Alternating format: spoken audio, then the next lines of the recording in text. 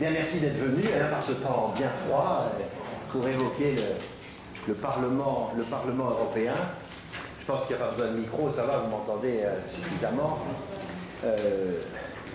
L'idée, c'était effectivement par une question un petit peu provocatrice sur un Parlement européen, pourquoi faire, et essayer au fond, d'observer le fonctionnement de l'Union européenne et surtout du Parlement européen. Parce qu'en effet, les institutions européennes participent au processus d'intégration, comme on dit, d'intégration des peuples et des États. Et ces institutions permettent aussi de représenter aussi bien les États que les peuples, puisqu'il y a cette dimension dans les institutions. Alors, l'Union européenne, il faut d'abord rappeler, je fais quelques éléments, et j'ai dit en janvier 2019, je suis précis, nous sommes 28 États membres, 511 millions, et quand on voit ce qui se passe au Parlement britannique, peut-être nous serons encore 28 à certains temps. Mais l'Union européenne, c'est ça. L'Union européenne, c'est aussi une succession de traités de 1952 jusqu'à 2009, le dernier traité, le traité de Lisbonne. Et c'est aussi un ensemble de valeurs, l'Union européenne, dignité, liberté, égalité, solidarité, citoyenneté et justice. Il y a toutes ces dimensions importantes et le Parlement participe à cela. Récemment, un rapport du Parlement porté sur la question des droits de l'homme et des libertés fondamentales dans les 28 États, en pointant tel ou tel État qui ne les respectait pas forcément. Alors, c'est un système institutionnel assez sophistiqué. Prend tout de suite cette dimension assez sophistiquée qui distribue les rôles entre plusieurs institutions. Vous les avez sous les yeux: Conseil européen, Commission, Conseil des ministres, Parlement européen, Cour de justice, sans oublier les structures consultatives qui sont à côté de ce dispositif. Alors, on peut regarder les institutions, au fond, les comparant d'abord à un État, bien sûr, voyant qu'effectivement, ce n'est pas pareil. La distribution des fonctions est relativement proche de celle d'un État. Relativement proche de celle d'un État, on trouve une présidence de l'Union européenne, bien sûr une présidence collégiale, mais une présidence de l'Union européenne avec le Conseil européen. Vous avez réunissant les chefs d'État et les chefs de gouvernement, se réunissant régulièrement. Là, il est marqué 4 fois, mais des fois c'est beaucoup plus que 4 fois par an.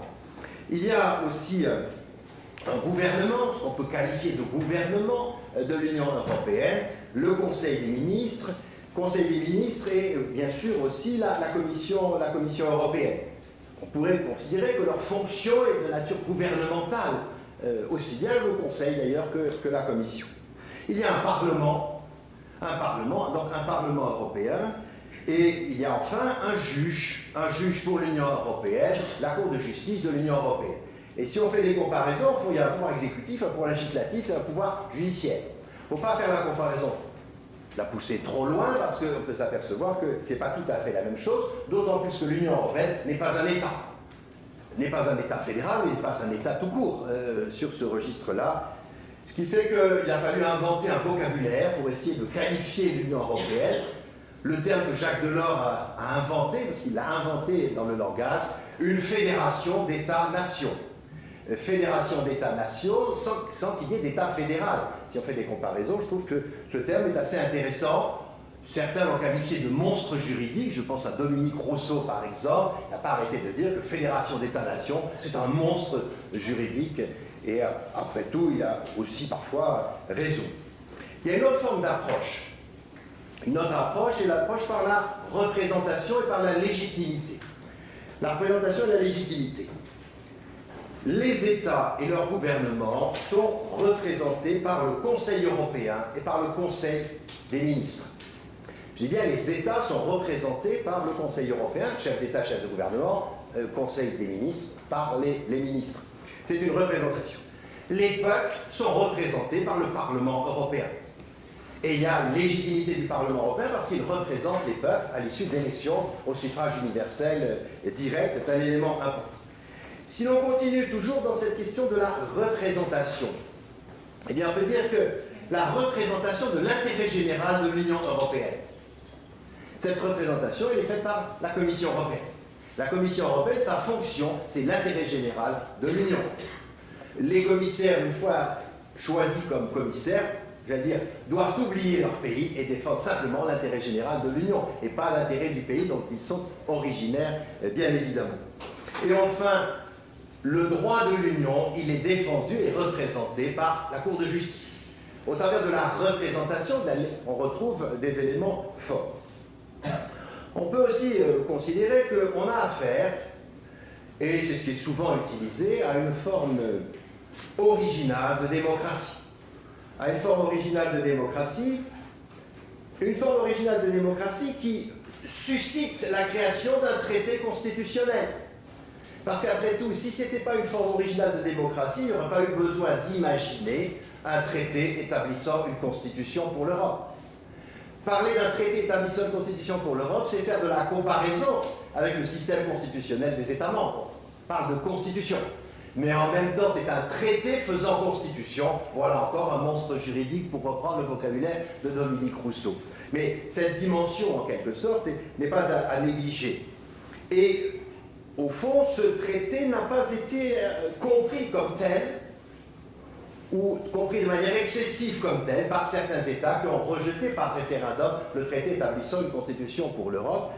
C'est devenu ensuite le traité de Lisbonne, qui globalement a repris à peu près tout ce qu'il y avait dans le traité établissant une constitution, sauf toutes les dimensions de nature constitutionnelle. Le ministre des Affaires étrangères, c'est la haute représentante pour les affaires étrangères et de sécurité commune. Pour prendre cet exemple. La loi européenne redevient directive et règlement, ce qu'elle a toujours été, mais ça redevient, on ne prend pas de vocabulaire dans le traité de Lisbonne à consonance constitutionnelle. Vous voyez, cette dimension n'est pas à négliger. En revanche, dans le traité, il y a le citoyen européen. Et c'est un des rares endroits de la planète où il y a des citoyens qui sont des citoyens d'une instance de coopération d'intégrer entre les États, et c'est un élément important. Parce que, en effet, l'une des préoccupations, mais depuis longtemps, des institutions européennes, c'est d'en améliorer la démocratie, le fonctionnement démocratique. Parce qu'il y a toujours eu cette manière de juger les choses, déficit démocratique, et tout est dit, une fois qu'on a dit déficit, on a tout dit, mais ce souci d'avoir un peu plus de démocratie, c'est-à-dire de faire élire au suffrage universel les députés. Ils n'étaient pas au suffrage universel auparavant, c'est seulement à partir de 2004 qu'ils sont élus au suffrage universel direct, c'est un élément important. Alors, c'est vrai que cette dimension de, disons, la dimension aussi qu'on peut utiliser, c'est la dimension de la théorie de l'intégration. La théorie de l'intégration. Encore autre chose, là. Quand on évoque l'intégration, de quoi on parle? Lorsque les institutions ont été créées, la communauté européenne a été créée, le processus était un processus voulu par Jean Monnet d'intégration progressive des États. Je dis bien d'intégration progressive des États. On commence par le charbon et l'acier, on continue par l'économie, on continue par bien d'autres choses. C'est l'intégration. Et pendant très longtemps, cette dimension d'intégration a été majoritaire. Progressivement, les États ont voulu qu'à côté de l'intégration, il y ait de l'intergouvernemental. Plus compliqué à comprendre. Mais à côté de l'intégration, c'est-à-dire l'intérêt général de l'Union, chaque État puisse défendre ses intérêts particuliers. Et qu'il les défende dans des instances où on fait de l'intergouvernemental. Et là, on n'est plus tout à fait dans l'intégration au sens traditionnel. Il faut trouver un consensus entre 28 États. Et plus on est nombreux, plus le consensus est compliqué à trouver, bien évidemment, sur ce registre. Alors, globalement, si lorsqu'on regarde la dimension, en quelque sorte, oui, c'est ça. Non, mais j'attends encore. Alors. Lorsque on regarde le fonctionnement de l'Union européenne, cette Union européenne, elle repose sur, disons, je ne vous ai pas montré au fur et à mesure les structures, alors je vous les montre parce que je vois que j'ai sauté, je parle. Voilà, le Conseil européen, quelques images quand même. Le Conseil européen, chef d'État ou de gouvernement, le Conseil de l'Union, des ministres qui sont autour, la Commission, toujours 28 participants. Alors si on regarde maintenant le processus, Le fonctionnement de l'Union est fondé sur la démocratie représentative. Article 10 du traité sur l'Union, démocratie représentative. Les citoyens sont directement représentés au niveau de l'Union au Parlement européen. Les États membres sont représentés par le Conseil européen, chef d'État ou de gouvernement, au Conseil par leur gouvernement, eux-mêmes démocratiquement responsables, soit devant leurs parlements nationaux, soit devant leurs citoyens. Tout citoyen a le droit de participer à la vie démocratique de l'Union. Les décisions sont prises aussi ouvertement et aussi près que possible des citoyens. Et vous avez dans cet article 10 l'idée de la démocratie représentative, l'élection au suffrage universel des députés du Parlement européen, avec le rôle de la vie politique classique, les partis politiques au niveau européen contribuent à la formation de la conscience politique européenne et à l'expression de la volonté des citoyens de l'Union. Ce qu'on retrouve dans la Constitution française, les partis politiques concourent à l'expression de la volonté générale, c'est la même idée. Alors, c'est vrai que ce système, en quelque sorte, fait qu'on a une assemblée de plus en plus parlementaire, et je viens parler du Parlement, une assemblée de plus en plus parlementaire et une assemblée de plus en plus juridiquement représentative. Politiquement, c'est parfois un peu plus compliqué. Mais une assemblée, je dis bien, de plus en plus parlementaire, une assemblée représentative. Alors, quelle est d'abord la composition et l'organisation du Parlement européen? Si l'on regarde d'abord la composition du Parlement européen, et j'utilise les articles soit du traité sur l'Union européenne, soit du traité sur le fonctionnement de l'Union européenne à chaque fois, il y a cette idée que le Parlement européen est composé des représentants des citoyens européens. J'évoquerai le nombre ensuite. Et il y a eu cette idée que pendant longtemps, c'était les parlements nationaux qui envoyaient des représentants au Parlement européen. On était dans un dispositif, en quelque sorte, de parlementaires nationaux qui étaient en plus des membres d'une Assemblée européenne. On le retrouve d'ailleurs au sein du Conseil de l'Europe, c'est le même fonctionnement aujourd'hui encore, ce dispositif-là. À partir de 1976, il y avait l'idée qu'il fallait aller au-delà, c'est-à-dire qu'il fallait passer par le suffrage universel. Passer par le suffrage universel, et les premières élections au suffrage universel, 1979, élection au suffrage universel des parlementaires pour siéger au Parlement européen.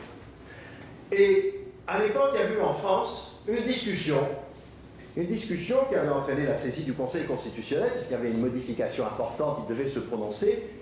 Et le Conseil constitutionnel avait dit, nous sommes en 1976, en France, avait dit, cette élection au suffrage universel n'a pas pour effet ni de créer une souveraineté, ni des institutions qui seraient incompatibles avec la souveraineté nationale française. C'est ce qui est évoqué là. C'est pour ça que le vocabulaire de la souveraineté, tout de suite, dès qu'on évoque cela, ça excite un certain nombre de responsables très fortement. Mais il y avait quand même cette idée qu'au fond, l'Europe des peuples allait équilibrer l'Europe des experts. Cette idée, au fond, d'équilibre entre peuple et experts, c'est pas inintéressant. Et on le retrouve vraiment dans ces éléments. Parlement européen à Strasbourg, Parlement européen à Bruxelles. 2 sièges du Parlement européen, peut-être il y aura des questions sur ce nombre de sièges. Les élections se sont succédées depuis 1979 jusqu'en 2014. Alors, le nombre de parlementaires va évoluer.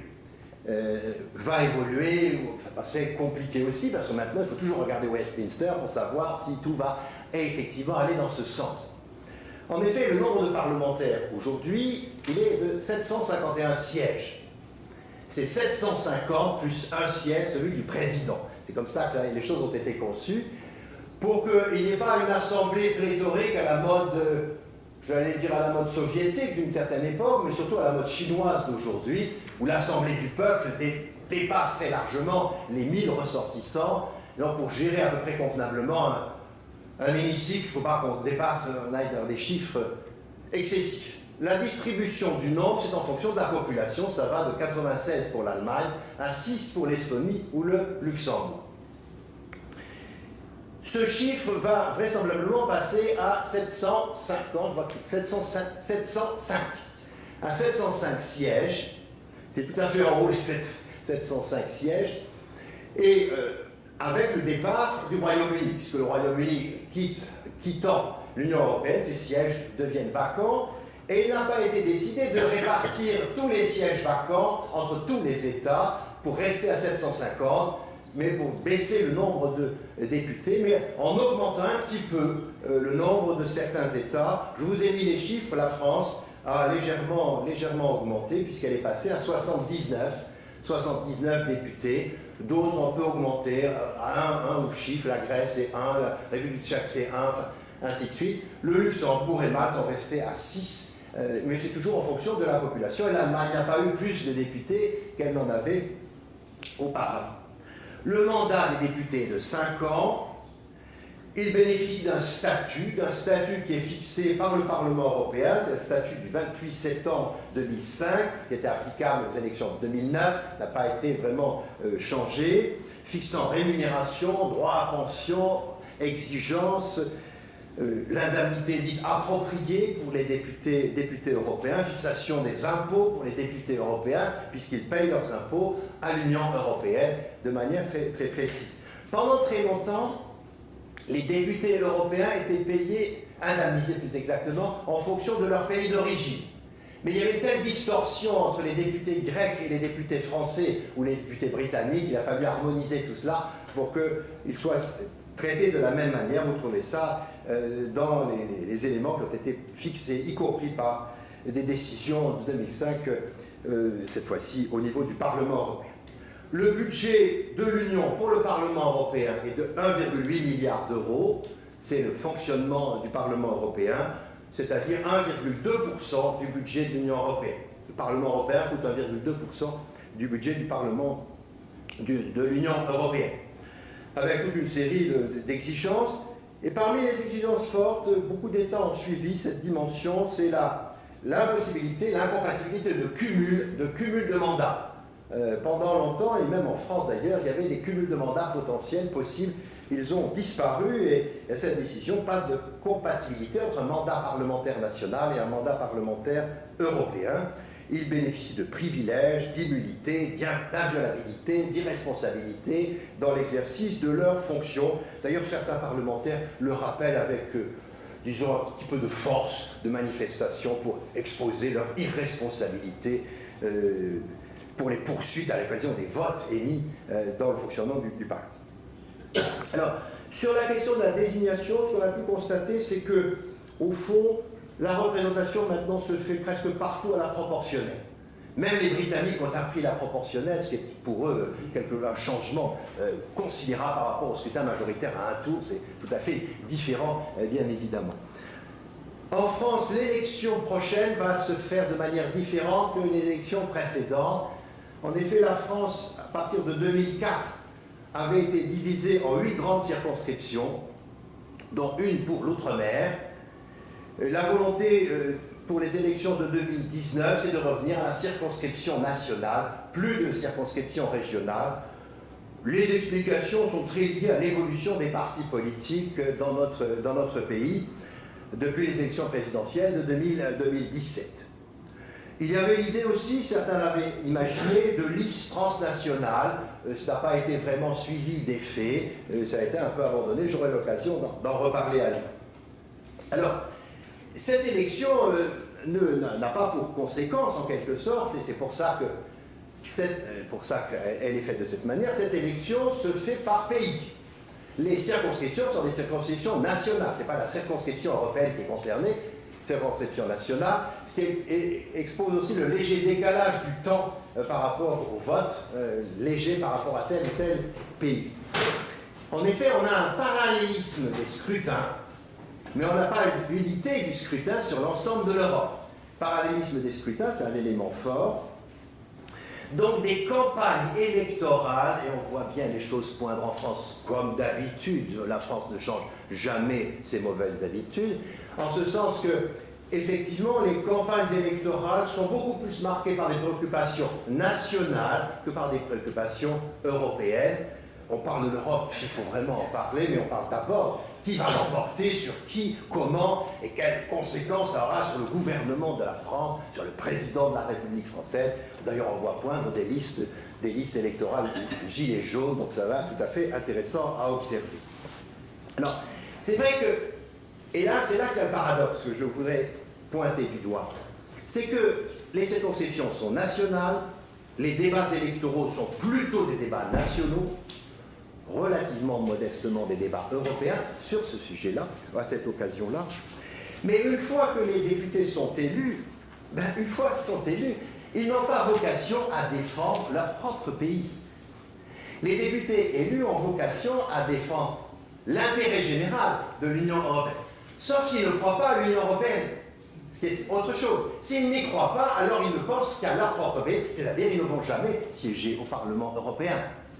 Ils font semblant d'y être, mais ils n'y sont pas vraiment. C'est une dimension de cette nature. Parce que, après, les groupes politiques sont des groupes transnationaux. Et ils se retrouvent dans les groupes politiques des 28 représentants des 28 États membres. Et par conséquent, ils ont l'intérêt général en préoccupation. Et on est dans la codécision. Donc la codécision, il faut trouver un consensus le plus large possible sur ce point. Alors, c'est vrai qu'il y a, par cette élection, l'idée d'une citoyenneté européenne qui vient compléter un début de démocratie européenne. Citoyenneté européenne, début de démocratie européenne, à cette occasion, la démocratie représentative, j'avais mis l'article 10 tout à l'heure. Il y a néanmoins un paradoxe, et pas le moindre des paradoxes. Il y a un paradoxe, c'est que les campagnes électorales, étant surtout nationales, peu marquées par des préoccupations européennes, il y a au fond des résultats surprenants, étonnants, parce qu'on s'exprime pour cette élection, mais alors qu'on n'est pas vraiment préoccupé par cette élection. Alors, plusieurs aspects. D'abord,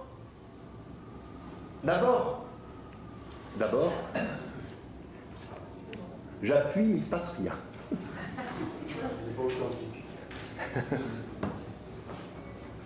Elle n'est pas authentique, oh là là. C'est bien, voilà. C'était pour ralentir cette diapo qui passe très vite. Et le taux de participation n'a jamais cessé de baisser depuis la première élection au suffrage universel. Le dernier taux de participation, pour l'ensemble des 28 bien sûr, 42,54% de taux de participation. Et si l'on regarde les taux de participation par État, je vais prendre 2014, taux de participation en Belgique, 89,64%, le vote est obligatoire, et c'est une bonne chose. En Grèce, 59,87%, taux de participation très élevé en Grèce. En France, 42,40%. En Pologne, 23%. En Slovaquie, 13%. Donc ça vous donne une idée, en quelque sorte, de cet ensemble de répartition de taux de participation. Au fond, il y a quelque chose d'assez paradoxal. Plus le Parlement européen a de pouvoir, moins les citoyens européens votent. Mais plus il a de pouvoir, moins ils votent. C'est assez clair, parce que depuis 1979, le Parlement européen a beaucoup plus de pouvoir maintenant qu'il n'en avait à cette époque-là. Alors, c'est vrai que peut-être, et c'est pour ça qu'on fait des conférences, peut-être que les citoyens européens ne savent pas trop à quoi sert le Parlement européen sur ce plan. Alors, la composition politique après. Au fond, la composition politique du Parlement européen est à l'image de l'Europe. Elle est à l'image de l'Europe, du système, de la vie politique de l'Europe, avec, en quelque sorte, un hémicycle qui représente toutes les sensibilités politiques, avec l'idée que les partis politiques doivent créer une sensibilité européenne. Je dis un parti politique au niveau européen, créer une sensibilité européenne pour manifester, je reviendrai aussi pour d'autres aspects. Alors il est vrai que les campagnes qui se préparent parfois, et elles commencent à se voir déjà, avec les Spitzenkandidaten, c'est-à-dire les têtes de liste d'une grande tendance politique, peuvent accentuer en quelque sorte un intérêt, ce qui s'était fait dans les élections de 2014, où il y avait effectivement cette dimension de Spitzenkandidat. Alors, ces partis politiques sont peu organisés au niveau européen, mais ça commence à se faire, on voit bien apparaître les choses. Quand on regarde, j'espère que ça va marcher, voilà, les partis politiques, voilà la répartition des sièges au Parlement européen. Répartition des sièges au Parlement européen, vous avez deux grands groupes politiques, Parti populaire européen d'un côté, l'alliance des progressistes, des socialistes et démocrates, c'est les deux grandes tendances. Vous avez tous les chiffres, hein, le premier a 217 sièges, le deuxième 189 sièges. Et on peut dire qu'au fond, ces deux idéologies sont à la base même de la construction européenne.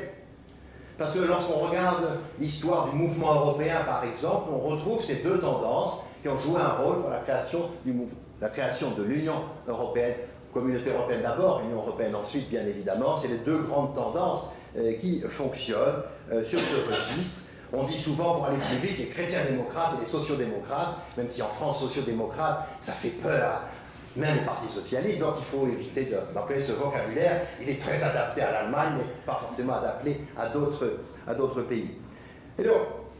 Et c'est vrai que quand on regarde cette composition politique, ce qu'on peut voir, c'est que vous avez, sur le plan idéologique, au fond, les groupes politiques qui sont plutôt favorables à la construction européenne, voire même qui veulent aller encore plus vite dans la construction européenne, et ceux qui ne sont pas forcément favorables. Alors vous avez cet ensemble, je vous l'ai mis sous les yeux, de 751 députés.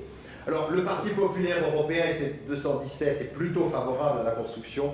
C'est à ce groupe qu'appartiennent les républicains français. Vous avez le président, d'ailleurs, le président du Parlement européen est issu de Antonio Tajani est issu de ce groupe politique. L'Alliance progressiste des socialistes et démocrates, où sont les socialistes français aujourd'hui, est effectivement plutôt favorable à la construction européenne. Ah, mais décidément. Je fais quoi là? Fermez.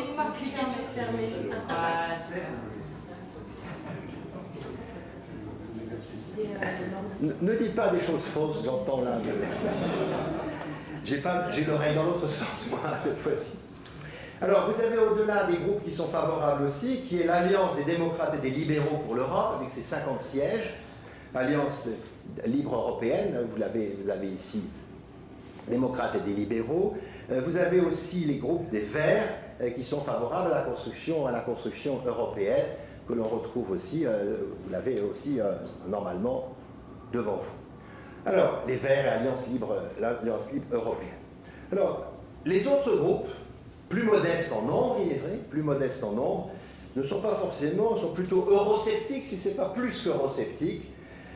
La gauche, les conservateurs et réformistes européens sont totalement opposés au fédéralisme, on y retrouve beaucoup de conservateurs britanniques.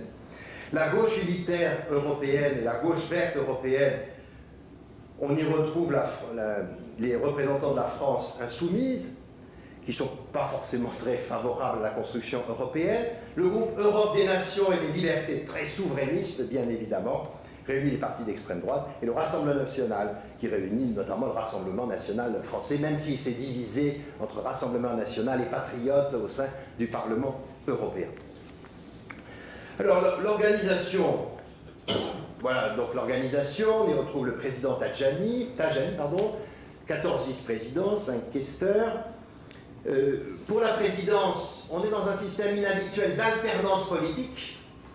Tous les 2 ans et demi, on change de président du Parlement européen, une alternance politique. Tantôt c'est, pour aller plus vite, les chrétiens-démocrates, tantôt c'est les sociaux-démocrates, avec une alternance à la présidence du Parlement européen. C'est assez classique, ça s'est fait de manière régulière. C'est tout à fait inhabituel parce que le groupe majoritaire cède la place au deuxième groupe pour avoir la présidence du Parlement européen. Donc, ce qui veut dire que les deux groupes s'entendent relativement bien pour faire fonctionner l'Union européenne dans son ensemble, bien sûr. Le président, il a la charge de faire fonctionner convenablement cette institution, bien évidemment, présider les débats, veiller aux questions budgétaires. Il représente le Parlement européen à l'étranger, à l'extérieur. Il est, je crois, le seul de son genre à être élu au suffrage universel qui a cette possibilité d'aller représenter l'Europe et l'Union européenne au nom des peuples à l'extérieur. On y retrouve des commissions, 20 commissions permanentes, et au fond, les commissions permanentes, c'est tous les domaines dans lesquels l'Union va travailler, va élaborer des règlements, des directives ou des décisions suivant les dispositions, les différents éléments qui sont compris. Là, vous avez la liste complète des commissions permanentes du Parlement européen. Le Parlement européen dispose de 7700 fonctionnaires, 7500 fonctionnaires ou agents publics, dans lesquels il y a à peu près 700 personnes pour les groupes politiques qui sont au service des groupes politiques, qui travaillent politiquement en fonction des sensibilités politiques. Je disais tout à l'heure, le budget du Parlement européen, c'est presque 1,85 milliard. 1,85 milliard. 22% du budget du Parlement européen est affecté aux députés, au fonctionnement des députés, aux assistants parlementaires. Je ne vais pas soulever des questions fascinantes des assistants parlementaires qui n'ont jamais mis un pied à Strasbourg ou quasiment pas, et qui permettent à tel ou tel parti politique d'avoir quelques ressources à peu près affectées par le Parlement européen, qui est en train de faire des procès, et ces procès avancent, ça prend du temps, mais avancent sur ce registre. Et il n'y a pas qu'en France que les choses se passent aussi de cette manière. Il y a cette dimension à avoir à l'ordre du jour. Le Parlement européen est maître de son ordre du jour, de ses réunions. Il se réunit par session ordinaire chaque mois. Il y a cette dimension. D'ailleurs, il me semble qu'il n'y a pas longtemps, il était en session sur ce registre-là. Alors, les sessions, elles ont lieu soit dans l'hémicycle européen à Strasbourg, soit dans l'hémicycle du Parlement européen à Bruxelles, sur ce registre. Les pouvoirs du Parlement européen. Alors, si on regarde ces pouvoirs, voilà ce que dit l'article 14 du TUE. Le Parlement exerce conjointement avec le Conseil des fonctions législatives et budgétaires. Il exerce des fonctions de contrôle politique et consultative conformément aux conditions prévues par le traité. Il élit le président de la Commission européenne. Alors, il y a, vous voyez, dans cette dimension, il est un acteur du processus législatif, il est un acteur de la vie politique, et notamment de la vie politique de la Commission européenne, et c'est un élément non négligeable. Alors, il exerce d'abord le contrôle politique. Le contrôle politique, il a plusieurs facettes. Première facette, c'est effectivement la dimension forte d'élection du président de la Commission européenne et de la Commission, l'approbation des commissaires. C'est un élément important, et c'est un élément qui montre que les États ne sont pas tous d'accord sur ce processus et cette procédure. En effet, le traité de Lisbonne, l'article 17 dit « en tenant compte des élections au Parlement européen », et après avoir procédé aux consultations appropriées, le Conseil européen statue à la majorité qualifiée. Majorité qualifiée, c'est très important là, la dimension de majorité qualifiée, propose au Parlement un candidat à la fonction de président.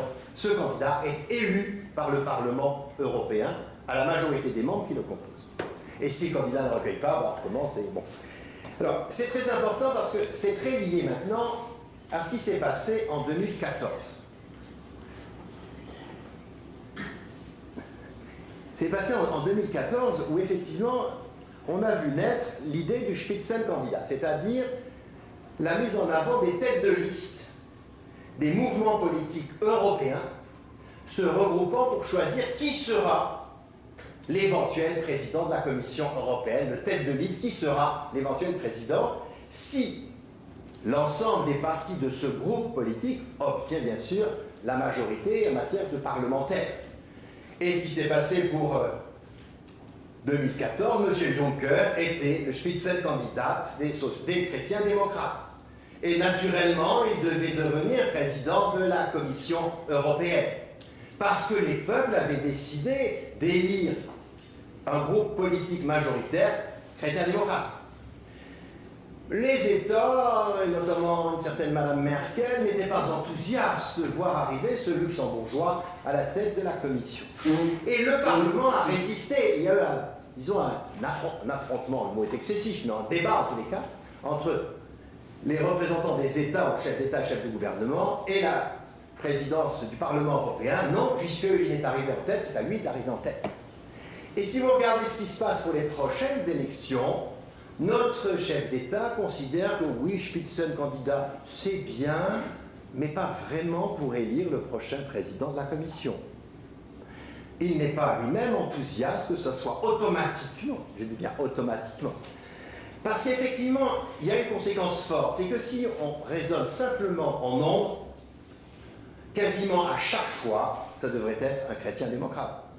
Parce que le groupe est à chaque fois majoritaire. Alors s'il n'est plus majoritaire, mais je ne pense pas que ce sera en 2019, donc vous voyez, il y a une sorte d'excès excessif que ce soit un chrétien démocrate et pas forcément un autre. Notre président a dit qu'il n'était pas favorable à l'idée de Spitzenkandidat et des conséquences. Ensuite, il revient à la Commission de se prononcer sur les commissaires qui sont maintenant plutôt proposés par le président de la Commission, parce que là, quand on voit comment c'est passé en 2014, il y a un jeu assez complexe. Simplement, ce que je veux dire, c'est que sur ce registre-là, incontestablement, les candidats à la Commission, ou qui sont choisis plus exactement, passent parfois des quarts d'heure rudes devant le Parlement européen. Il y a même d'ailleurs des commissaires français qui ont passé des moments très rudes en matière monétaire, sur les questions budgétaires, déficit budgétaire de la France. Comment se fait-il, vous fûtes ministre de l'économie et des finances et vous devenez commissaire. Et donc c'est des moments un petit peu rudes devant le Parlement européen, mais qui joue son rôle. Et parfois le Parlement européen dit, tiens, ce commissaire italien qui est proposé, il n'a pas l'air d'être très égalitaire homme-femme, il n'était pas forcément favorable à l'égalité homme-femme. Et donc le Parlement, c'est pas pour 2014, mais c'est précédemment, a été renvoyé en Italie. Et il a fallu choisir d'autres candidats sur ce registre-là. Ça marche à peu près comme ça marche devant le Sénat des États-Unis pour les nominations des plus hautes autorités. Le Sénat américain se prononce sur les propositions du président. Ça se retrouve là aussi. Contrôle d'investigation, effectivement, il y a des possibilités aussi sur le plan d'investigation de mettre en place des contrôles sur commission d'enquête, et donc il y a des rapports sur ces commissions. Le Parlement peut déclencher en quelque sorte des commissions. Le Parlement peut être saisi de pétitions aussi, peut être saisi de beaucoup de choses et se prononcer en faisant un contrôle politique sur ce registre-là, c'est important.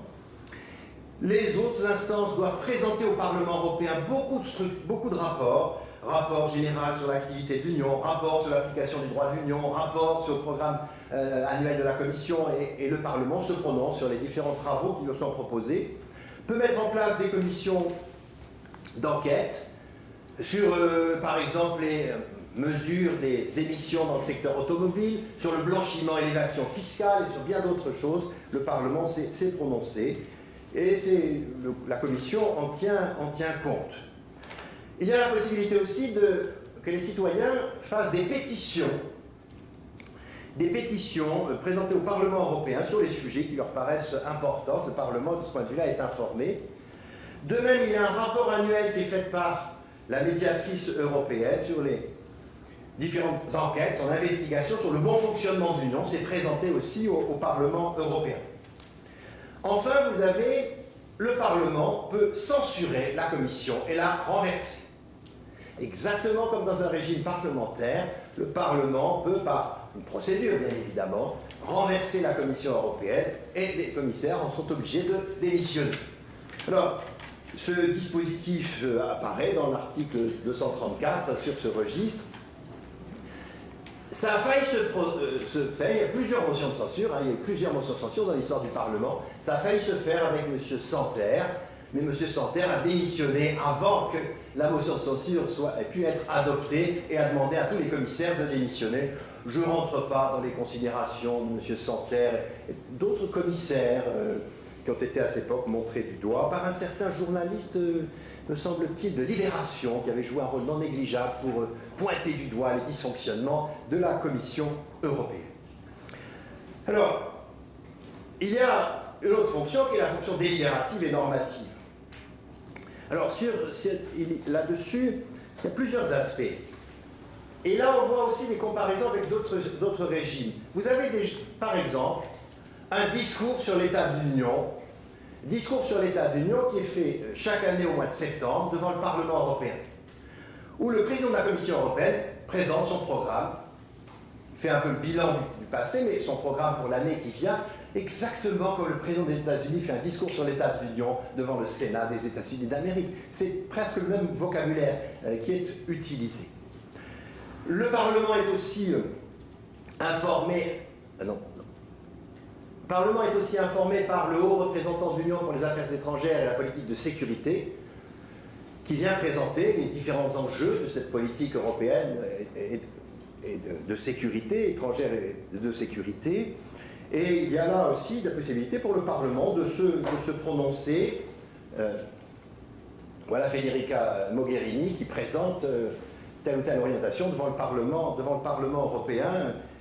Et là, elle a disons une procédure de discussion et le Parlement souhaiterait être associé encore plus sur les conclusions des accords internationaux sur ce registre. Autre élément, le Parlement participe au processus législatif. Parlement au processus législatif, il y a cette dimension en quelque sorte. Alors là, c'est pour l'aspect affaires étrangères, et là, c'est voilà, pour l'aspect législatif. Et effectivement, le droit de l'Union, c'est des règlements, des directives, des décisions, des recommandations. Et le Parlement européen va se prononcer dans la procédure législative dite ordinaire. Le Parlement va se prononcer sur cette dimension. La procédure législative ordinaire consiste en l'adoption d'un règlement, d'une directive ou d'une décision conjointement par le Parlement européen et le Conseil sur proposition de la Commission.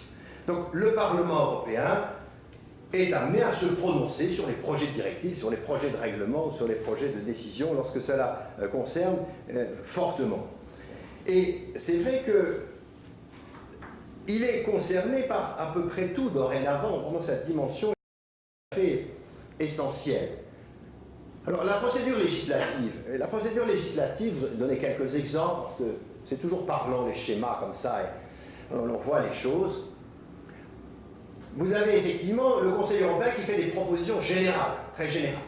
La Commission va transformer ça en acte, projet de règlement, projet de directive, et ça va être présenté aussi bien au Parlement qu'au Conseil. Et il faut que les deux se mettent d'accord au bout du compte sur le même texte, ayant des allers-retours pour qu'ils aboutissent à la codécision entre Parlement et Conseil. Et il y a des commissions qui sont organisées pour qu'on trouve les accords successivement. Je ne vais pas rentrer dans tous les détails, mais donner cette dimension-là. Et il y a des instances qui donnent leur avis aussi. Je pense au comité des régions, au comité économique et social, qui donnent parfois des avis lorsqu'ils sont sollicités, ou parfois c'est obligatoire qu'ils se prononcent. On retrouve ce type de procédure un peu plus sophistiquée encore en matière budgétaire. Le Parlement se prononce aussi sur le budget.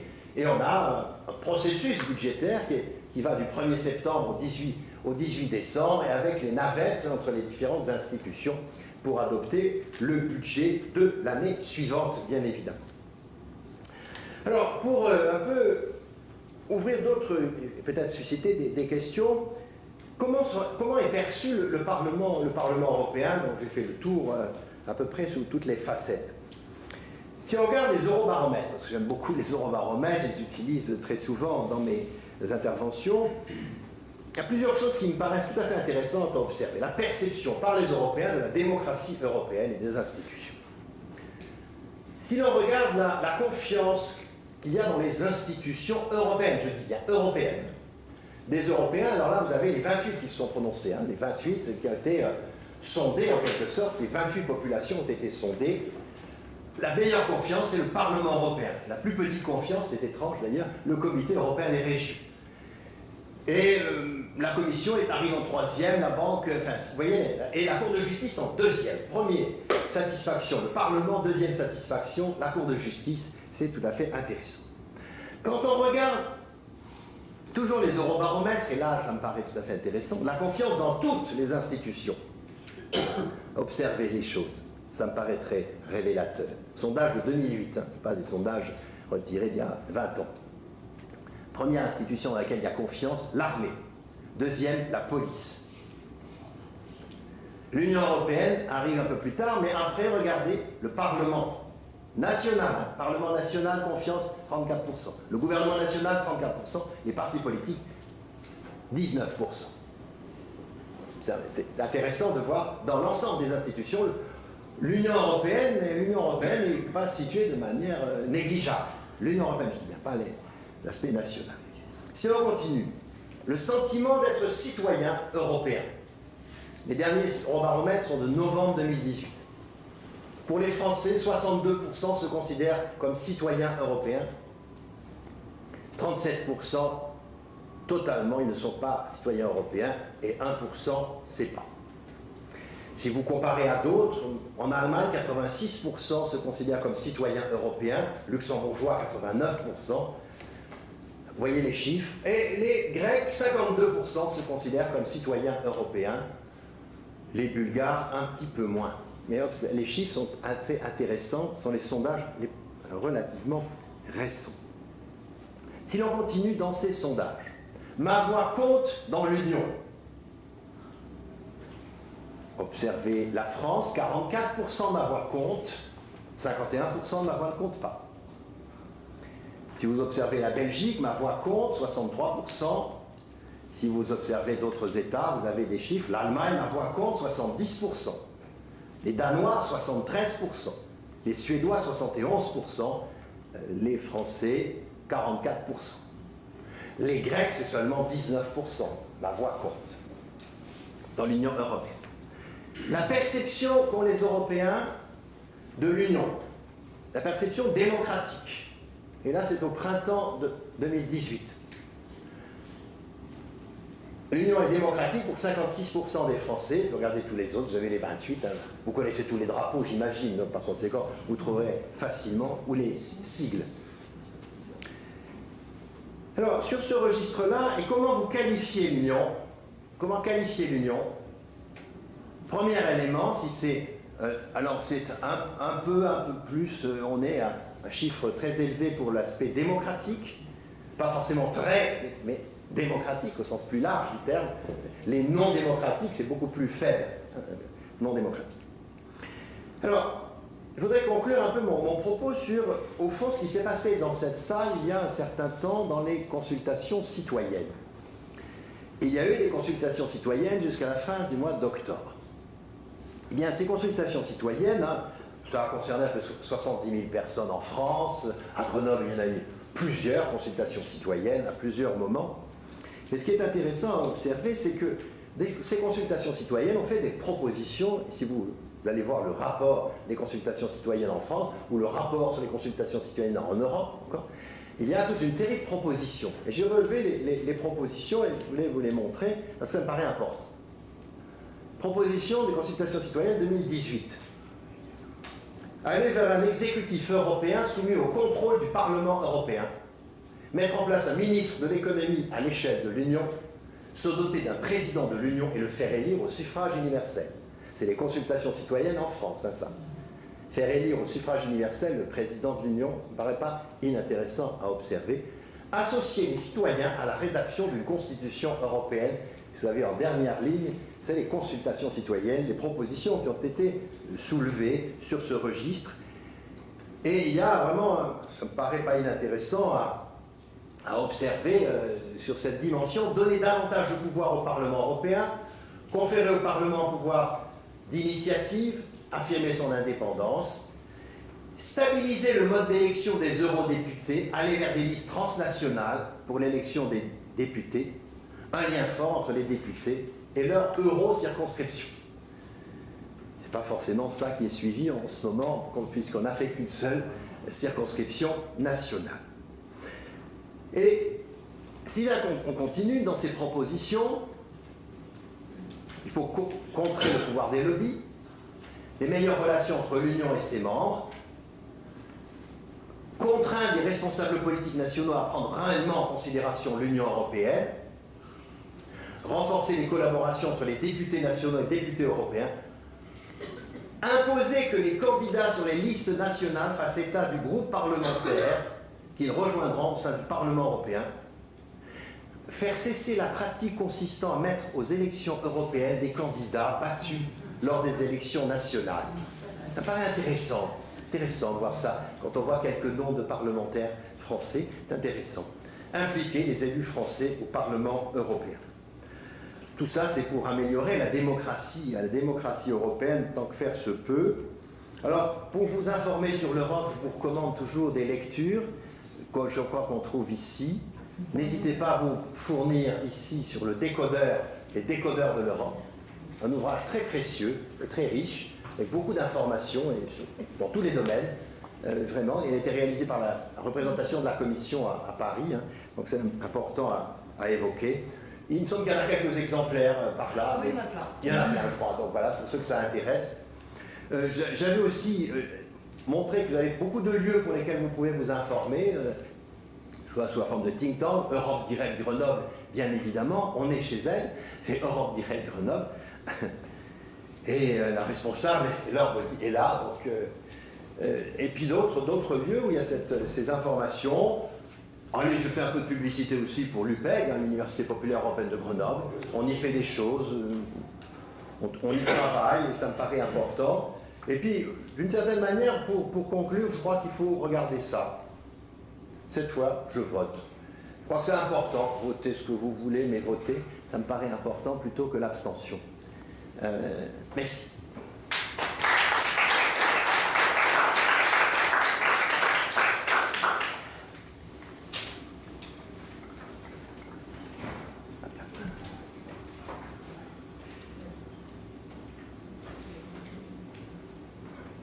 Exprimez-vous.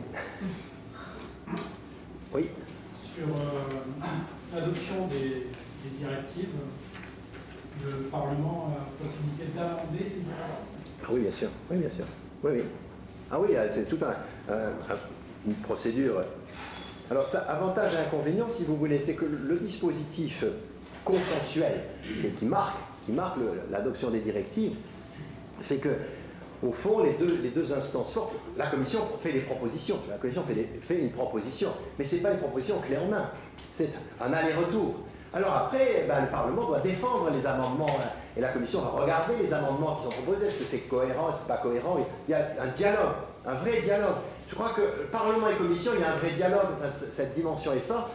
Des fois, le Parlement préférerait censurer le Conseil des ministres plutôt que la Commission européenne. Il y a une sorte de fraternité de travail, parce que le Parlement, il est là, relativement investi et présent. Alors il y a des domaines où le Parlement est plus ou moins passionné, intéressé sur ce registre, mais non, c'est un vrai investissement sur ce registre, et des fois il apporte des nouveautés qui n'avaient pas été vues et examinées, et qui sont complétées, parce que les commissions travaillent aussi.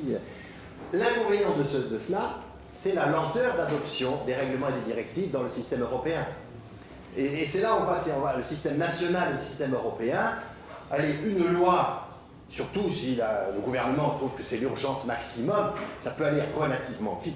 Parce que c'est l'administration du gouvernement qui fabrique la loi en France. Elle met devant le Parlement, et le Parlement, sauf s'il y a des oppositions majeures entre les deux assemblées, mais ça va relativement vite. Ça ne peut pas être comme ça dans le cadre de l'Union européenne. Il y a tout un processus de consensus. Parce qu'il y a une majorité qui est liée au gouvernement. Oui, donc c'est différent. C'est vraiment très différent. Tout à fait. Est-ce plus démocratique? C'est pas sûr. Là, il y avait quelqu'un à parler. Oui, allez-y. Quel est le poids réel des comités consultatifs économiques et sociaux des régions? C'est un vrai poids aussi. C'est un vrai poids.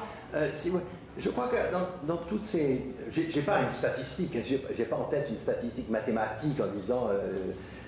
quand ça les concerne directement, quand ça concerne, je sais pas moi, la politique régionale par exemple, au comité des régions, ça les intéresse beaucoup. Quand ça concerne les évolutions dans le domaine de la législation à dimension sociale, le comité économique et social est plus intéressé. Ça dépend de l'investissement du comité lui-même. Ça dépend de son président, de son équipe qui s'investit plus dans tel ou tel sujet. Parfois, c'est pas forcément suivi des faits, parfois c'est... Ouais, mais un peu à la mode, moi je vois souvent des comparaisons avec notre propre comité économique et social que nous avons aussi. C'est en fonction des thèmes et de la pertinence des propositions. Moi je crois que c'est la pertinence, parce que, et je parle devant d'anciens membres de la Commission européenne, donc j'essaie d'être prudent, mais non, il n'y a pas forcément la même expertise. Je crois qu'il y a disons, un côté Si par exemple c'est un maire, un président de conseil départemental, un président de conseil régional, un président je sais pas moi, de Länder ou autre, il connaît certains sujets, mais pas forcément dans le détail des sujets à dimension technique. C'est à mon avis une des difficultés de la compréhension de l'Europe et ce qui la rend difficile à être abordée parfois par les Européens. Parce qu'il faut revenir aux compétences de l'Union. Si l'on regarde les compétences de l'Union, elles sont souvent à dimension technique, ces compétences.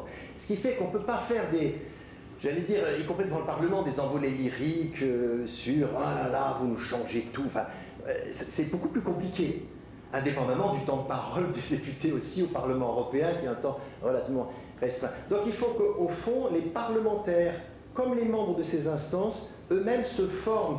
Et c'est pour ça que j'aime bien la proposition, ne prenez pas des gens qui ont été recalés au suffrage universel local, prenez des gens connaissant un petit peu les sujets ou ayant envie de se frotter à ces sujets. Et vous savez, il y a des sondages qui ont été faits sur la qualité presque, le mot professionnel n'est pas bon, d'investissement des députés européens. Il y a eu des sont très sérieux là-dessus, avec les absences, les présences, l'investissement, les dépôts de propositions d'amendement à une directive, d'un moment à un règlement. Et ben, des fois, vous apercevez que certains ne sont pas forcément très investis, alors que d'autres le sont beaucoup. Et ce qui est un peu dommage, vraiment je dis ça, c'est que très souvent ceux qui sont très investis ne sont pas vraiment connus dans leur propre pays. Et c'est très dommage. On a fait venir plusieurs fois à l'UPEG notamment, et ici aussi, des députés européens, mais qui sont vraiment investis et qui connaissent Quand on a fait la conférence sur la qualité de l'air, par exemple, la députée spécialiste dans ces domaines, Michel Ribasi, a montré que ces sujets, techniquement, elles s'étaient appropriés.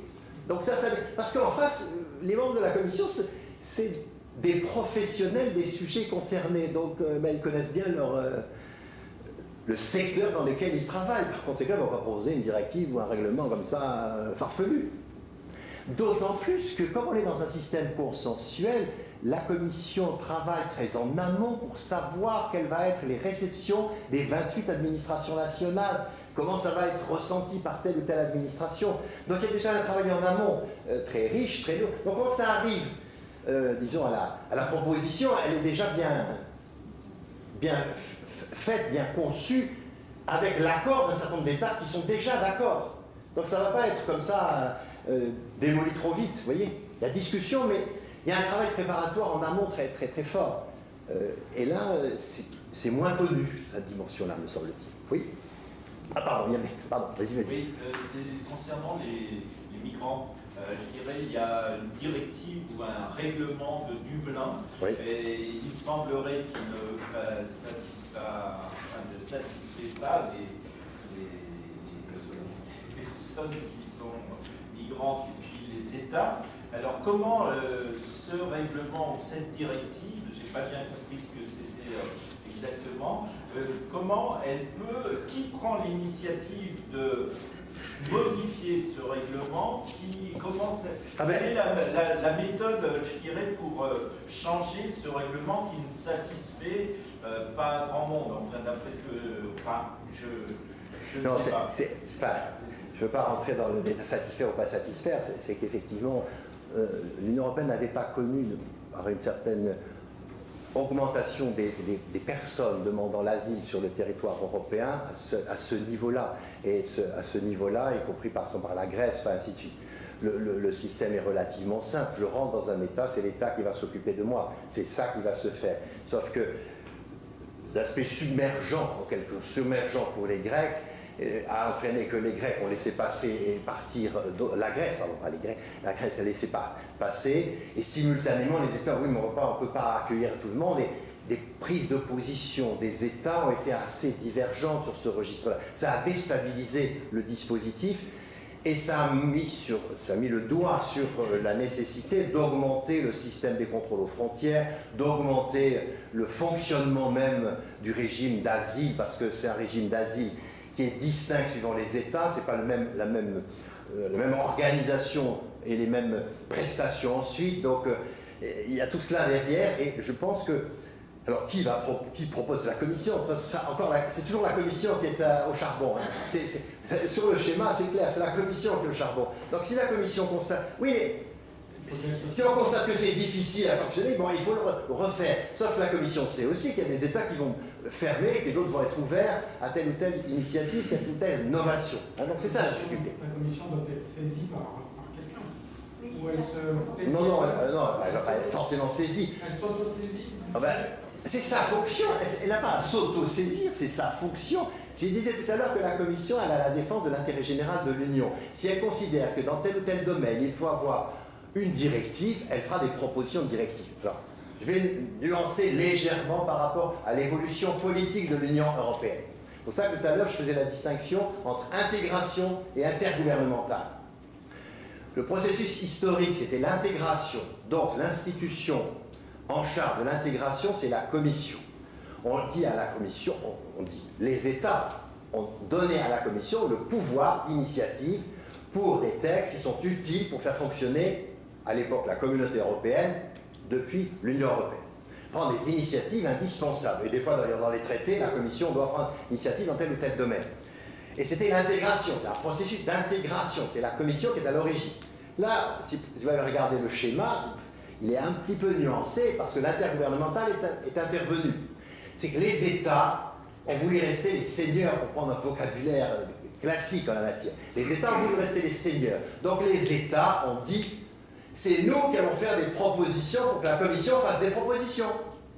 Mais les États ne vont pas rédiger la directive ou le règlement. On va dire un texte qui fait des fois 100, 200 articles. Enfin, c'est beaucoup plus modeste, ça dépend des thèmes, bien évidemment.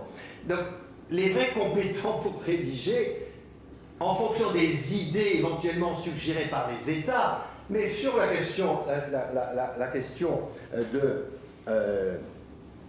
du système de contrôle des frontières, du système de contrôle des demandeurs d'asile, les États, vous savez, disent allez, qu'elles nous sortent un texte et puis on verra après, on verra comment on peut l'adapter, on verra comment on peut s'en sortir. Parce que, et je pense, votre question, disons, c'est l'opportunité d'éviter les confusions entre les responsabilités de l'Union et les responsabilités des États. Et très souvent, il y a une confusion très forte, très souvent, au fond, avec cette idée que l'Union européenne impose une quantité de choses. Que l'Union européenne décide, alors c'est Bruxelles, la tour là-haut, qui impose à tout le monde, et les autres n'ont pas droit à la parole. Quand on regarde le processus de décision, c'est faux. C'est faux.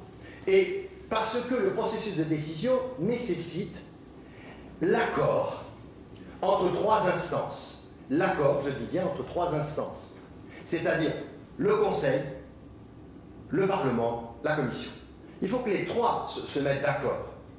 Et parfois, c'est l'un avec l'autre et contre l'autre, et ainsi de suite. Donc ça suppose un consensus suffisant. Et suivant les dispositifs, le temps de trouver le consensus est lent, plus lent qu'on ne l'imagine. Ce qui explique d'ailleurs que lorsqu'il y a des urgences sur telle ou telle politique, eh bien l'Union européenne a du mal à répondre en urgence parce qu'elle n'a pas été construite pour l'urgence, elle a été construite pour gérer un dispositif, des compétences, avec le temps nécessaire pour trouver un accord entre la légitimité des États, la légitimité des peuples et l'intérêt général européen. C'est ce qu'on appelle la gouvernance européenne. C'est pas un gouvernement, mais gouvernance. Oui, monsieur d'abord, parce qu'après. Oui, c'est vrai qu'on a l'impression, souvent, on a l'impression que le Parlement européen est une chambre d'enregistrement. Ah ben, c'est faux. Et on a l'impression qu'elle a un peu l'initiative des droits, on a l'impression que ça relève de la Commission européenne. Non, c'est autre chose. C'est quelques membres, quelques commissaires, on a l'impression, quelques technocrates qui prennent les décisions. On a l'impression Ça y est, le mot est lâché. Non, mais le mot est lâché. On a l'impression que le Parlement européen, par exemple, Ouais, mais... pour les législatives, bon, bah, il enregistre les droits. Non, mais c'est faux, c'est faux, c'est faux. Il y a peu d'initiatives législatives. Là, c'est autre chose. Son rôle de même c'est pas contrôle, je sais pas si elles sont... Donc en fait, vous qualifiez le Parlement européen comme le Parlement français. C'est la même chose. Le Parlement français... Non, mais allons jusqu'au bout. Si on fait faisons des comparaisons, parce que je trouve que Je dis bien, c'est une vision un peu péjorative. Oui, mais justement, non, mais je voudrais... On a l'impression que... Oui, j'ai compris, j'ai compris. Mais en France, enfin, certains Oui. battu en France, qui essaye de refaire carrière sur soi-disant certains tout d'un coup en Commission européenne, il fait bien des parlementaires européens, on ne va pas citer les noms, il y en a plein. Donc, moi, j'ai l'impression que le Parlement européen a peu de poids dans les institutions. Bah, Et que c'est vraiment les ministres européens, les commissaires européens. donc mon intervention ne vous a pas convaincu. C'est tout. Non, Parce que moi, ce que j'essaye de... justement, le but, c'est Ah de non. m'éclairer d'avant, de m'éclairer, Ah oui. de donner... Non, mais oui, je comprends. d'éclaircir Je comprends. davantage sur les marges de manœuvre du Parlement en matière de contrôle, en matière de...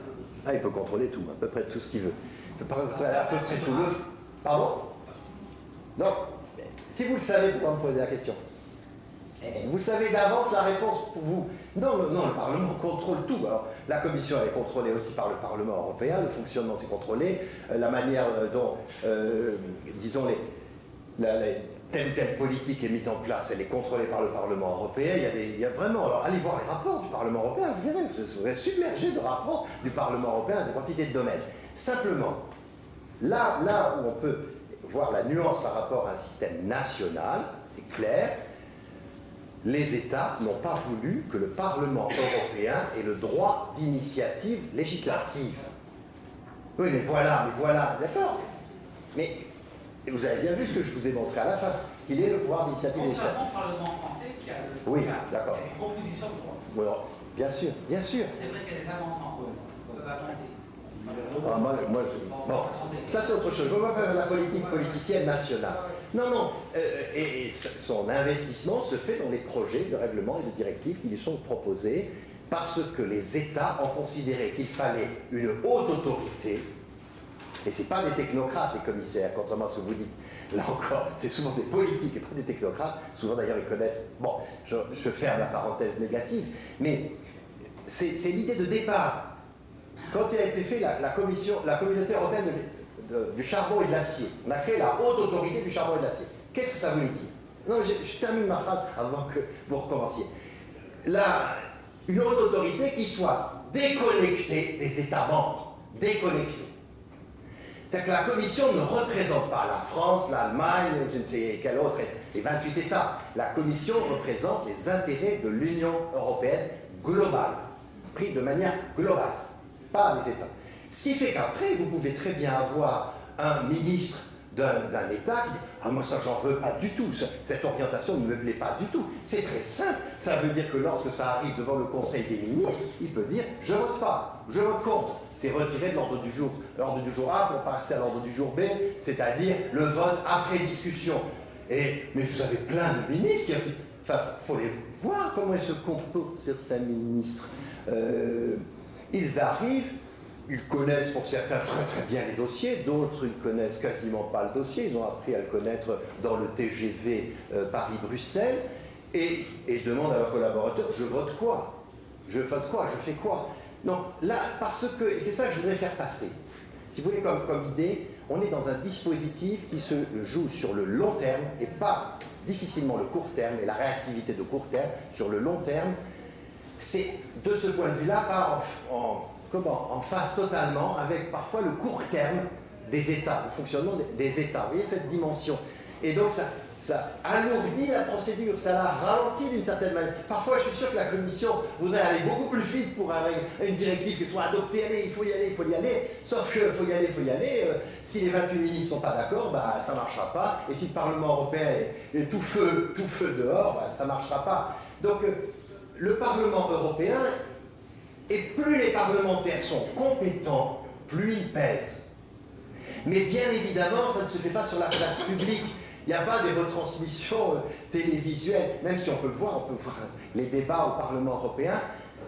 Donc on ne mesure pas. C'est pour ça que je parlais de gouvernance. On n'est pas dans un dispositif de gouvernement, mais de gouvernance. Une série d'acteurs interviennent pour la prise de décision finale. Une série d'acteurs pour la prise de décision finale. Ce qui est très différent d'un système de gouvernement classique.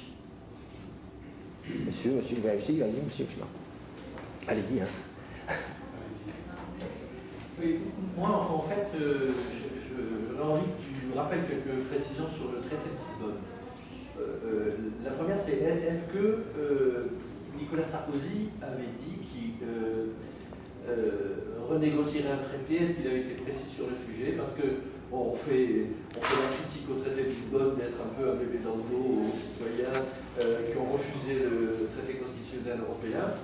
Il y a eu effectivement des progrès qui sont liés à la codécision du Parlement, typiquement. Et il y a une décision qui a été apportée à ce moment-là et qui concerne un peu l'actualité, qui est la possibilité de sortir de l'Union européenne, qu'effectivement les Anglais utilisent. Qu'est-ce que tu penses, toi, de ce traité? Est-ce que finalement ça a été une bonne chose globalement ou plutôt mauvaise? Oh bah moi je trouve que c'est une bonne chose globalement, c'est clair. Parce que, au fond, ce qui a été le plus compliqué en 2005, c'est la dimension juridiquement, enfin théoriquement, juridiquement constitutionnelle. Et le débat s'est fait de manière politique sur est-ce qu'on veut vraiment une constitution, mais c'est fait aussi qui a posé la question, parce qu'un référendum, on ne répond pas vraiment au sujet, mais à celui qui a posé la question. Et donc c'était une belle opportunité de répondre au président Chirac sur ce sujet, au vote texte, enfin, puisque lui-même semblait ne pas le connaître, puisque certains débats télévisés, il ne savait pas les articles, il ne savait pas de quoi il parlait, l'étudiant qui l'interrogeait. Et c'est possible. Donc il y avait un saut, on pourrait dire, le saut de 2005, que la France n'a pas voulu, que les Pays-Bas n'ont pas voulu, c'était un saut qualitatif en termes politiques. Je dis bien qualitatif en termes politiques. Parce que le juriste que je suis dirait, c'est un traité, ce n'était pas une constitution, c'était un traité établissant une constitution. Ce qui est tout à fait étrange sur le plan juridique. Une constitution, c'est une assemblée qui a été réunie pour ça, ou travaillée pour ça, qui établit, et puis après cette constitution va s'appliquer à un peuple, à une nation. L'Europe, ce n'est pas un peuple, c'est pas une nation, c'est 28 peuples, 28 nations, donc c'est différent. Mais il y avait un début de commencement de dimension constitutionnelle par le vocabulaire utilisé, par les symboles utilisés. On a retiré le drapeau, dans le traité de Lisbonne, on a retiré le drapeau, on a retiré l'hymne, on a retiré la devise, et on l'a rajouté par un texte annexe, ce qui a permis à M. Mélenchon de contester la présence du drapeau européen à l'Assemblée nationale. Pourquoi on met le drapeau religieux dans l'Assemblée nationale? Donc la France a été relativement vite pour adhérer à la déclaration complémentaire au traité. Donc il y avait une série de symboles, le mot constitution utilisé, le mot citoyen.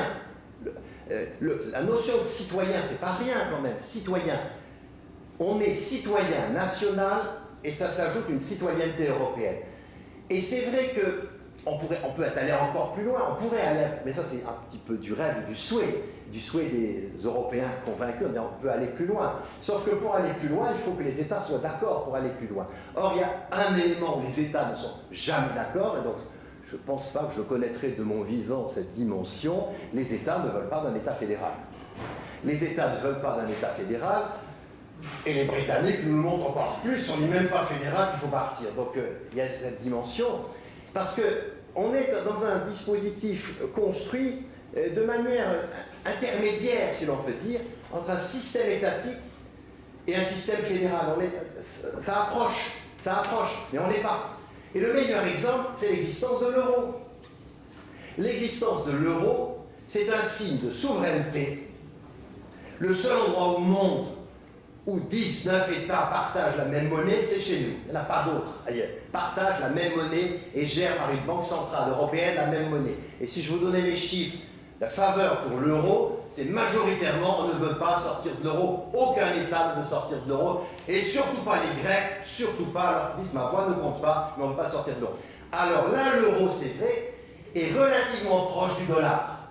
Sauf qu'il ne peut pas être géré comme le dollar parce qu'on n'est pas un État fédéral. Donc il y a une dimension, on est presque à un système fédéral, mais pas encore à un système fédéral, d'où le vocabulaire de Jacques Delors, que j'apprécie particulièrement comme vocabulaire, fédération d'États-nations, qui est tout à fait bizarre, parce qu'une fédération d'États, c'est plus des nations. Ils sont à l'intérieur, c'est des États fédérés dans un État fédéral. Donc ça a apporté beaucoup d'éléments, mais ça doit, à mon avis, pour moi, c'est l'Europe n'est jamais finie. Alors certains disent qu'elle peut finir demain, ça c'est autre chose, ça terminé, on n'en parle plus, mais c'est pas fini, on peut compléter encore. Pour la démocratisation, vous savez, le terme démocrate, j'aime bien ça, c'est dis pas de bêtises, c'est Jefferson qui avait eu cette formule, gouvernement du peuple, par le peuple et pour le peuple. La démocratie, gouvernement du peuple, par le peuple et pour le peuple. Si vous appliquez cette formule à l'Europe, c'est gouvernement pour le peuple, par le peuple, mais c'est pas du peuple. Si vous faites un comparaison pour l'Union européenne, il manque un dernier élément pour la démocratie du peuple. Pourquoi? Parce que ça c'est fait que pour le peuple. Les peuples, puisque c'est les 28 bien évidemment, c'est fait par, puisqu'il y a la représentation au suffrage universel, mais le 2 là, il ne marche plus. Mais bon, il y a encore des pas. En fait, l'Europe, elle s'est fabriquée à petits pas, toujours. Cette Europe-là, c'est à petits pas, à chaque fois. Et c'est vrai que lorsque Helmut Kohl et François Mitterrand décident de faire l'euro, ils imaginaient que c'était un élément irréversible. Et ils ont gagné.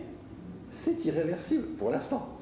Un élément irréversible. Et ça, c'est la mécanique d'intégration à la monnaie. Sans jeu de mots, mais en faisant un jeu de mots, intégration à la monnaie, c'était l'Europe des petits pas, l'impossibilité de revenir en arrière. Et les Britanniques nous montrent que c'est drôlement difficile de sortir. Hein. C'est drôlement difficile de sortir. Et pourquoi on a intégré ça? Parce que ça c'est un principe fédéral. Et en plus, ils n'ont pas l'euro. Alors, ils n'ont pas l'euro, ils n'ont pas Schengen, c'est formidable, ils n'ont pas beaucoup de choses, mais pour autant, ils sont restés dedans longtemps. On a parlé d'un parlement de la zone euro. Est-ce que vous pouvez nous dire quelque chose là-dessus? Vous dire quelque chose, oui, ce sont des propositions de pas mal d'auteurs, hein, y compris Thomas Piketty qui a écrit un petit bouquin sur le gouvernement économique de l'Europe. Et il y a toute une série d'économistes surtout qui considèrent qu'il faudrait aller plus loin en matière de gestion de la zone euro et que cette zone euro n'est pas finie. Et qu'il faudrait avoir des instruments plus politiques pour gérer la zone euro et pas seulement des instruments bancaires.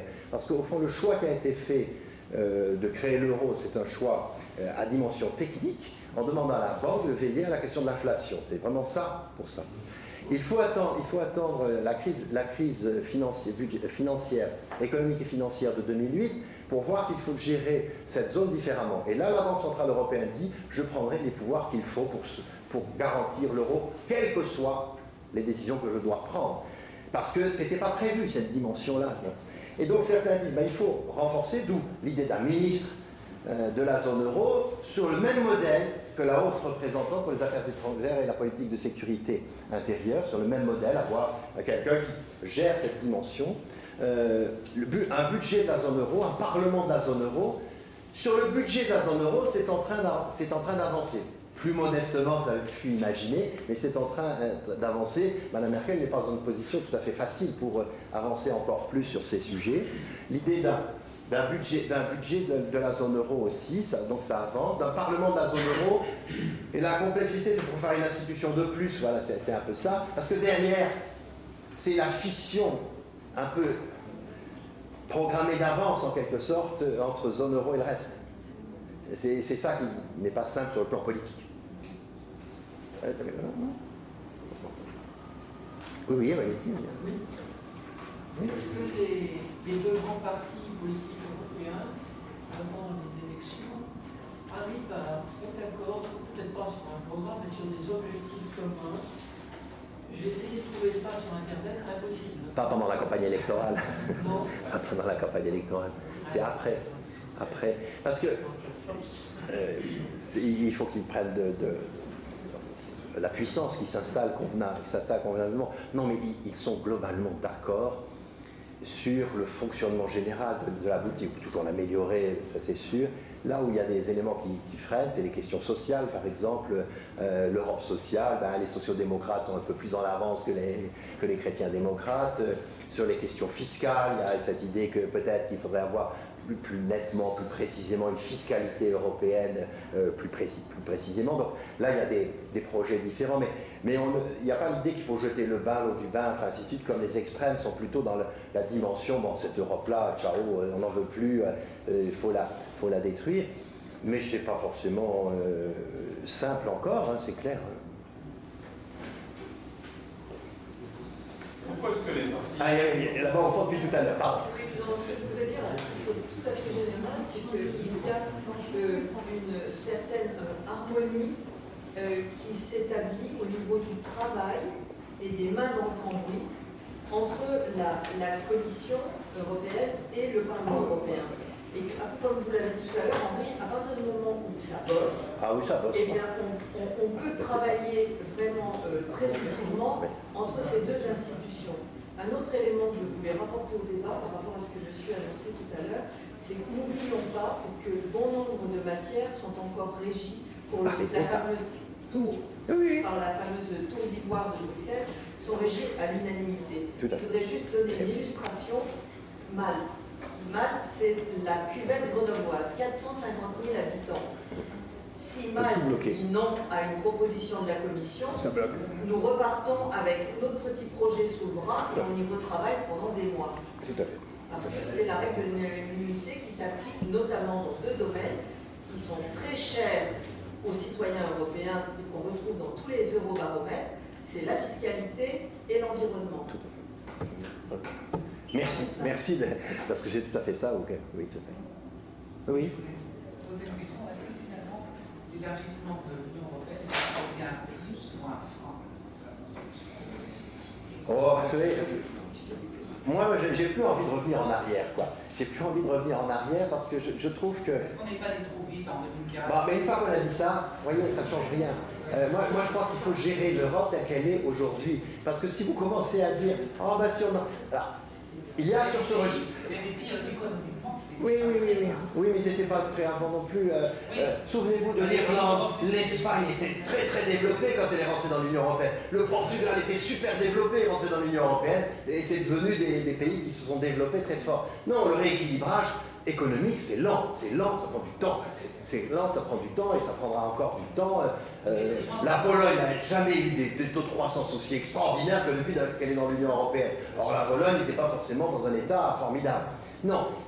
Là, par rapport à ce que vous dites, c'est la question, et celle-là est claire, non, c'est la question de géométrie variable, c'est la question d'Europe à plusieurs cercles, l'Europe des plusieurs cercles.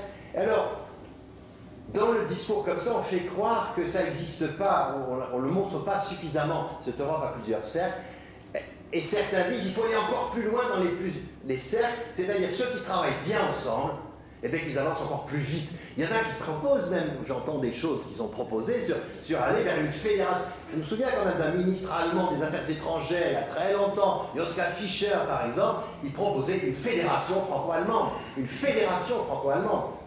Et il disait, il y a quand même faire une fédération entre la France et l'Allemagne et tout ira pour le mieux. Qu'est-ce que l'on nous dit après le traité d'Aix-la-Chapelle? Quand on le lit, je l'ai lu attentivement, j'entends des choses qui sont dites sur lui, on ne trouve rien du tout dans ce traité, enfin il est très modeste, il ne fait pas la révolution du tout, mais quelque part, est-ce que ce n'est pas un rapprochement franco-allemand et que l'Allemagne est en train de manger la France, plein de petits laïus, c'est bon. Eh bien, sur ce registre, non, on se pose la question effectivement de ce qu'on appelle la coopération renforcée. Et donc l'Europe, c'est plus compliqué que l'on le croit parfois, du fait de la coopération renforcée. Et je crois que ça, on l'évoque pas si souvent que ça. Parce que, par exemple, vous prenez l'espace Schengen libre circulation. Il y a des États qui ne sont pas dans l'espace Schengen et qui ne veulent pas en être. Et la Grande-Bretagne a tout fait pour ne pas en être, sauf à en prendre ce qui l'intéresse, c'est-à-dire ce qui se passe à Douvres. Là, ça l'intéresse, là, si on peut aménager un petit peu. Bon. La Roumanie et la Bulgarie ne sont pas dans l'espace Schengen. C'est déjà des cercles. Et pourquoi on dit à la Roumanie et la Bulgarie? Roumanie qui préside l'Union européenne en ce moment, le Conseil de l'Union. Elle n'est pas dans l'espace Schengen. Et on dit à la Roumanie, oui, mais vous êtes trop corrompus, hein, vous êtes trop corrompus, donc on ne comprend pas. Vous vous rendez compte ce que ça veut dire quand vous parlez à un État, quand même, vous êtes corrompus, hein, vraiment, alors là, pourquoi on vous a pris d'ailleurs, on ne sait pas. Hein, bon, mais n'empêche qu'il y a déjà une coopération renforcée entre certains États. Il y a des États qui sont dans l'espace Schengen et qui ne sont pas dans l'Union européenne. Hein? La Suisse, l'Islande, la Norvège. Donc, ils sont différents. Après, si on prend la zone euro, sur les 28, il y en a 19 qui ont l'euro. Les autres n'ont pas l'euro. Soit parce qu'ils ne le veulent pas, jamais la livre sterling, jamais ne sera mangée par ce qui vient du continent. La Suède, pas question. Et puis, il y en a d'autres qui attendent avec impatience qu'on sait qu'on rentre, Nous, on est intéressés. Hein? Le Monténégro l'utilise. Le Monténégro, mais le Vatican aussi l'utilise, puisque la monnaie du Vatican, c'est aussi l'euro. Andorre, c'est l'euro. La République de Saint-Marin, c'est l'euro. Il y a plein de... Et c'est pas dans l'Union européenne en tant que telle. Hein. On est dans l'euro, mais pas dans l'Union européenne. Et là, vous avez 19, pas les autres. Donc c'est déjà des cercles. C'est déjà un cercle. Qui fait que ceux qui sont dans ce cercle disent on ne va pas sortir du cercle. Il ne faut pas que les autres nous empêchent de fonctionner convenablement. Vous l'avez dans le domaine du droit civil, me semble-t-il aussi, la coopération renforcée sur le droit civil, c'est la question des mariages et des divorces, les mariages intra-européens. Il a fallu faire une coopération renforcée en matière de droit civil, je parle devant des privatistes, coopération renforcée parce que le mariage aboutit au divorce, et le divorce, on fait quoi des enfants? Donc, est-ce qu'on va appeler le droit italien, on va appeler le droit, le droit français ou le droit de l'autre? Coopération renforcée, on a fait du droit civil européen pour la coopération renforcée. Et vous avez ainsi, je suis sûr qu'il y a bien d'autres exemples encore. Pardon? Là, il y a coopération renforcée découlant de la libre circulation des personnes. Libre circulation des personnes. Si vous circulez, que vous travaillez ailleurs, après vous pouvez voir vos retraites ajoutées les unes aux autres. On le voit en matière médicale aussi, la coopération sur ce registre-là, se faire soigner ailleurs, enfin ainsi de suite. Parmi ceux qui auraient dit que l'Alsace allait vendre à l'Allemagne, là, certains ont dit non mais c'est drôlement bien parce que pour l'instant il n'y a pas besoin de vendre quoi que ce soit pour se faire soigner convenablement. En 10 minutes on est dans un hôpital allemand ou inversement les Allemands, un hôpital français très efficace. Non, il y a cette coopération renforcée. Alors Valéry Giscard d'Estaing par exemple avait dit il faut revenir au groupe créateur de l'Union européenne, il faut revenir à 6 ou 7 États, ça suffit, les sérieux, mettez l'Italie dehors d'ailleurs dans sa proposition, aux États sérieux entre nous et on fait quelque chose de... Mais c'est très tentant. Au fond, le traité d'Aix-la-Chapelle, c'est ça.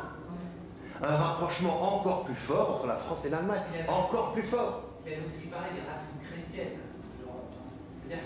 Oui, non, c'était pas pour ça. Non, c'est parce que c'est le pape qui lui avait demandé. Non, c'est pas Valéry Giscard d'Estaing. Là, il faut remonter. C'est le pape qui avait demandé à Valéry Giscard d'Estaing lorsqu'il l'élaboration.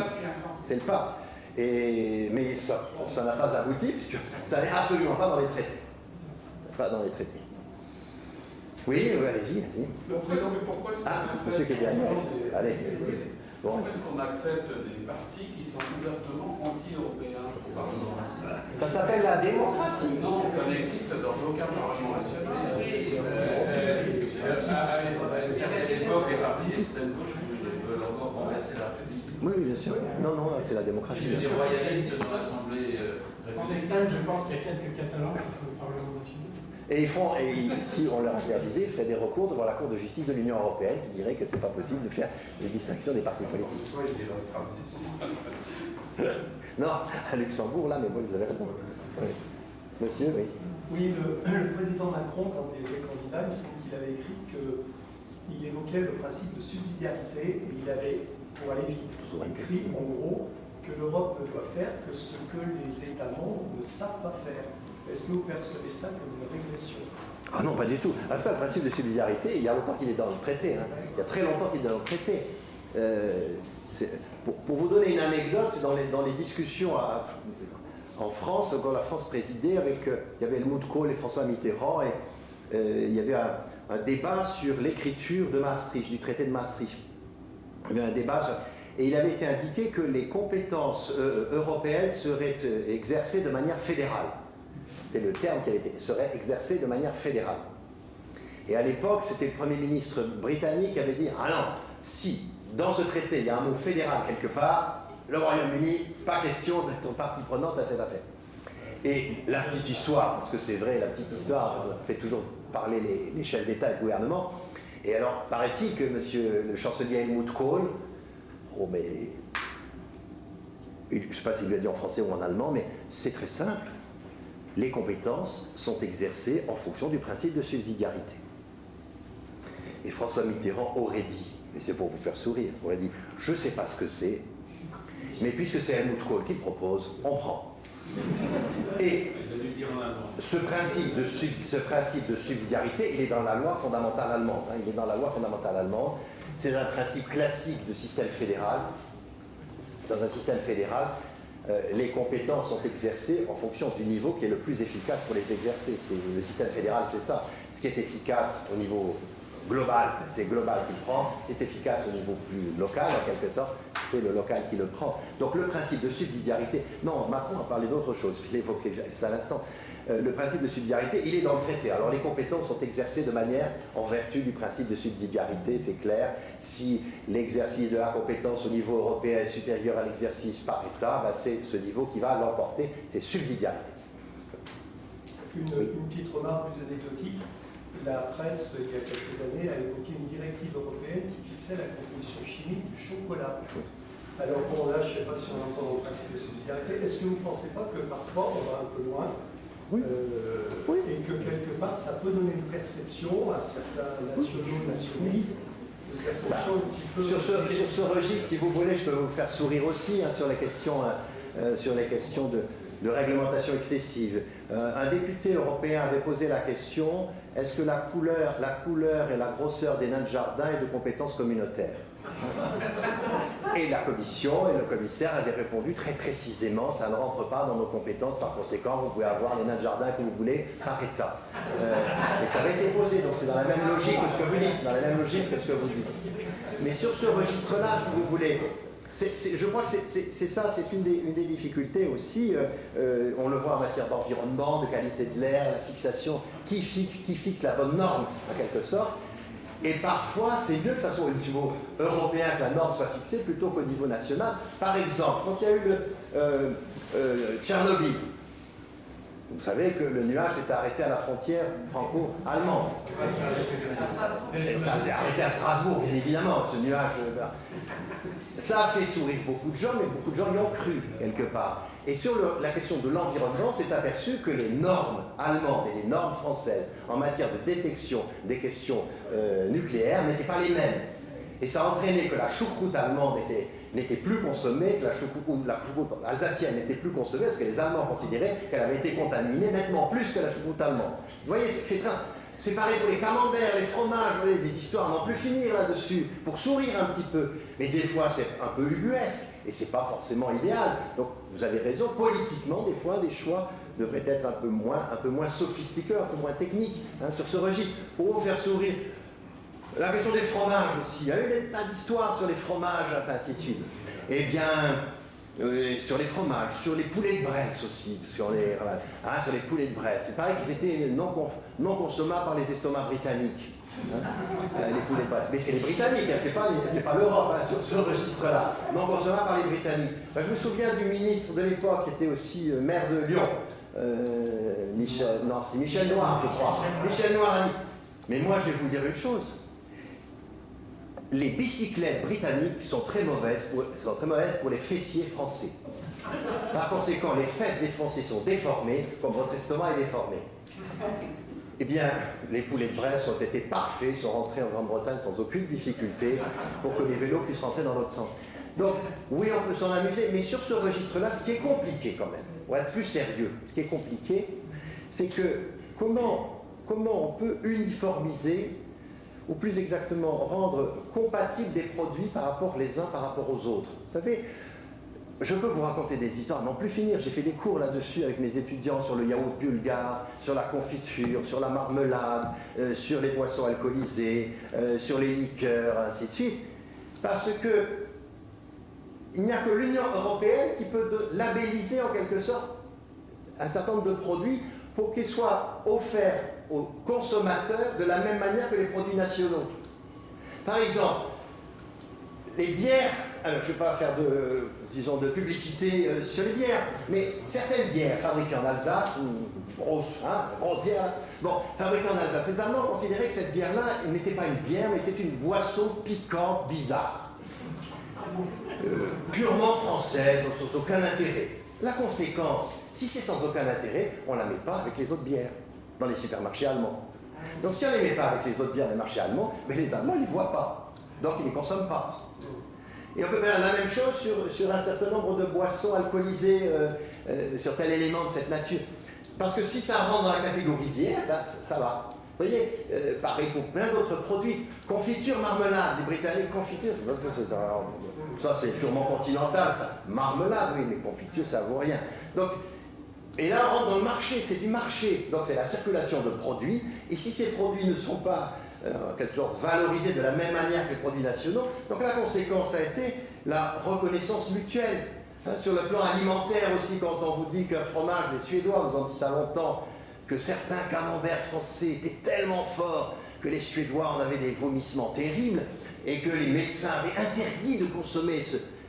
Mais, donc, la Suède a interdit d'entrer de tels produits. Sauf que si on fait des analyses, il y a cette idée que si un produit est accepté dans un pays, les autres pays ont normalement des estomacs préfabriqués comme les nôtres, sur à peu près le même modèle, et donc si nous les supportons, les autres doivent les supporter, ils ne sont pas obligés de les acheter. Mais c'est cette reconnaissance mutuelle. Ça a facilité les choses. Alors je me souviens d'une intervention de Jacques Delors à la télévision sur les prises. Sur les prises et la recherche sur les prises. Avoir une sorte de multiprise purement européen. Mais si on veut un multiprise, il faut tellement de trucs. Donc tout doucement, la reconnaissance, pour que ça facilite la circulation. La reconnaissance de produits. C'est assez technique, c'est vrai. Alors, ça aboutit. C'est vrai aussi que les parlementaires n'ont pas forcément des sujets toujours rigolos, enthousiasmants. Enfin, ils ne refont pas le monde. Hein. Moi, quand j'ai entendu le représentant de la Cour des comptes nous parler de la qualité de l'air et des critères de la qualité de l'air, ainsi de suite, le président de la métro de Grenoble a dit heureusement qu'il y a l'Europe pour fixer les différents critères, les différents taux. Parce que sinon, si chacun fait que ses taux, alors là, c'est pas polluant, on n'a bien rien. Non, c'est parfait. Ça dépend des taux de pollution, enfin, si tu... Oui, monsieur. Oui, on prend souvent, pour ridiculiser l'action européenne, des exemples de détail. Oui, je sais. Et les directives qui marchent, qui sont, en plus, elles sont transcrites. Donc, pour les Français, elles apparaissent comme des règlements nationaux. Absolument. Prends l'exemple de la directive machines dangereuses qui a réglé tout le problème du marché. Et ce n'était pas dans l'emploi et affaires sociales, c'était dans le marché intérieur. Oui. Et bien, ça s'est mis en place. Quasiment personne n'en a Tout à fait. Pour la France, ça venait en continuité des dispositions antérieures, donc il n'y avait pas de saut qualitatif exceptionnel. Les gens ne s'en sont pas aperçus. La directive sur les lieux de travail, c'était pareil. Donc, les opposants à l'Europe souvent sortent et ridiculisent. Les ridicules qu'on peut trouver dans les administrations nationales. Bien sûr. Il y a des règles d'administration nationale qui sont purement techniques. Madame, je voulais aussi, après monsieur. Allez-y. C'est la Commission européenne qui fait des propositions. Et la Commission européenne, elle est constituée de 27 membres, je suppose les gens qui travaillent avec elle. Oui. Mais par rapport au Parlement, c'est 750 députés. Il n'y a pas. La Commission paraît moins importante. Non. La commission, c'est à la fois les commissaires, les 28 commissaires, et après les directions générales à l'intérieur de la commission, et avec un nombre non négligeable, parce que c'est les permanents aussi, c'est les permanents. Il y a vraiment une permanence, on est fonctionnaire européen, puis on est jusqu'à la retraite, fonctionnaire européen, on y reste. Non, mais le Parlement européen, je vous ai donné les chiffres tout à l'heure, il y a plus... Non, mais il y a presque 8000 fonctionnaires pour le Parlement européen. C'est pas... Et il y a ceux qui travaillent pour chaque député ou qui sont en relation avec les députés et les groupes parlementaires, mais il y a aussi un personnel de fonctionnement. Alors là, si vous voulez... Par rapport à celui-ci, c'est autant de personnes. La commission, on est à 30 000. Moins que Paris. La ville de Paris. Ah mais la ville de Paris emploie 50 000 fonctionnaires. Hein. La ville de Paris emploie 50 000 agents. La ville de Marseille en emploie 35 000 ou 40 000. Hein, bon. Voilà. Parce que les comparaisons, il faut faire les comparaisons jusqu'au bout. Parce que très souvent, ça aussi, on a des chiffres. Oui, mais ils s'occupent de 511 millions de personnes. Et en plus, globalement, l'administration de l'Union n'a pas vocation à administrer sur le territoire les décisions de l'Union. Ce sont les administrations nationales qui prennent en charge, notamment, sauf en matière de dotation, là il y a des surveillances qui sont faites par l'Union européenne, mais globalement, parce que les États n'ont pas voulu créer une administration d'un État fédéral. J'insiste là-dessus aussi, pas d'administration fédérale, c'est une administration qui gère pas le fonctionnement, mais la conception, c'est-à-dire la conception des normes nouvelles qu'il faut prendre en considération pour l'ensemble, mais n'a pas vocation à. Je vous rappelle que quand la France reçoit des dotations, c'est la Cour des comptes qui va vérifier si ces dotations sont utilisées convenablement. C'est les juridictions financières et d'autres structures spécialisées qui vont voir si c'est effectivement utilisé convenablement. Après, ça peut remonter jusqu'à la Cour des comptes européenne, mais c'est d'abord l'administration française qui va gérer. C'est là, par rapport à votre, disons, intervention sur la question de la directive. Parce que c'est vrai, une directive doit être transposée en droit interne. Transposée là où elle doit être transposée, c'est-à-dire transposée soit dans la loi, soit dans le règlement, suivant le niveau de la directive, et transposée. Et ce qui se passe ces dernières années, que la Commission a pointé du doigt, la Commission veut arrêter les surtranspositions. La France est une grande spécialiste en surtransposition. Qu'est-ce que ça veut dire? On profite de la directive européenne pour rajouter des règles françaises, pas pour aller contre la directive, mais pour en rajouter. Alors que la directive ne le prévoyait pas, n'avait pas du tout orienté ça. Et ça s'appelle la surtransposition. On rajoute encore du droit parce que la France considère qu'elle n'a pas assez. Et c'est vrai que là, les Français ne se rendent pas compte de la transposition puisque c'est dans la loi française que ça apparaît ou dans les décrets français. Donc il ne va pas regarder d'où est sortie telle proposition, tel autre élément. Hein. Il y a cette dimension forte. Monsieur, au fond, vous voulez déjà... Une question, quel est le poids des lobbies au sein du Parlement européen? Bon, alors là, c'est demain matin. Hein. Les pesticides, par exemple. Oui, oui.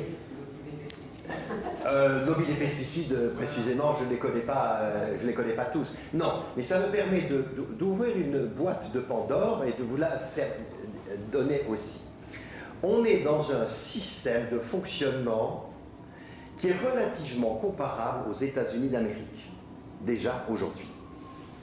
Parce que le système de fonctionnement des États-Unis d'Amérique tient compte énormément des lobbies, dans des lobbies ou des groupes de pression qui viennent proposer aux sénateurs et aux représentants telle ou telle piste possible, potentielle. Parce que c'est le Congrès américain qui vote la loi américaine, c'est pas le président américain qui vote.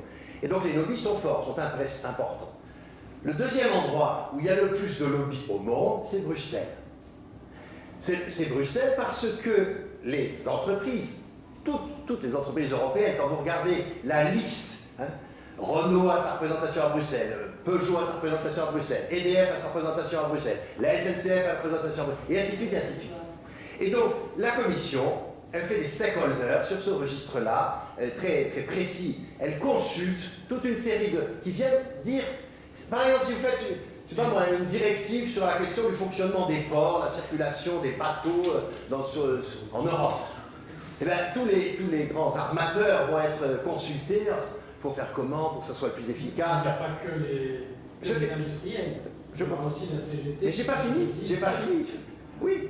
Mais oui, mais là, c'est toujours les Français qui posent ce genre de questions, et c'est extraordinaire, parce que nous croyons que la loi est l'expression de la volonté générale.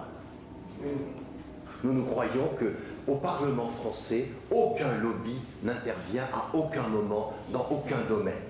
C'est la volonté générale qui s'exprime par une sorte de, je sais pas, de rêve quelque part. Les députés, les sénateurs n'entendent personne. En matière de viticole, par exemple, en matière d'alcool, Le vin, c'est pas l'alcool. Le vin, c'est pas l'alcool. Voilà, c'est ça. Voilà, c'est tout à fait ça. J'ai toujours dit. Voilà. C'est un jus de fruits. Voilà. Sauf que moi, ce qui me paraît intéressant, non mais je vous le dis parce que je sais que c'est aussi connu. L'expression de la volonté générale, c'est une magnifique formule qui est dans la Déclaration des droits de l'homme et du citoyen. C'est exceptionnel, c'est beau, c'est magnifique. Sauf que tous ceux qui sont intéressés par telle ou telle législation vont effectivement faire ce qu'il faut. Vous m'en disiez tout à l'heure, le comité économique et social, les syndicats jouent un rôle non négligeable et qui s'européanisent en plus, ils sont passés par là, ils se sont européanisés à Bruxelles et qu'on prend telle ou telle décision, vont peser dessus. La seule chose qui est différente, c'est qu'on le sait. On le sait. Il y a un annuaire, il y a toute une formule en matière de transparence et on voit qui, quoi. Les députés doivent dire toute une série de choses indiquées, ne doivent pas accepter alors des invitations de ceci, des machins de cela, enfin ainsi de suite. Je ne sais pas si vous vous souvenez d'un certain président de la commission, quand il avait été choisi, il s'était retrouvé sur un beau bateau en Méditerranée, c'est un Portugais il me semble, enfin je suis marin, il avait été... Voilà, je sais pas, oui c'est ça. Mais quand vous regardez précisément le code de conduite des commissaires, faut tout déclarer, c'est assez rigoureux. Après, il y a des déviations, des choses qui ne se passent pas très bien, et ainsi de suite. Bon, ça, c'est comme partout. Mais c'est su, c'est connu. Il y a vraiment tout un travail, il y a vraiment un travail. Et alors, à Grenoble, le hasard fait que nous avons l'une des meilleures spécialistes, à l'IEP de Grenoble, l'une des meilleures spécialistes des lobbies. Des lobbies en Europe. Sabine Sauruguer, elle a fait tout son travail sur les lobbies, elle a écrit énormément de choses sur les lobbies, et on a fait des conférences d'ailleurs sur les lobbies, mais il faut que ça se sache, il faut que ça soit connu, il faut que ça soit... Voilà. Allez, oui.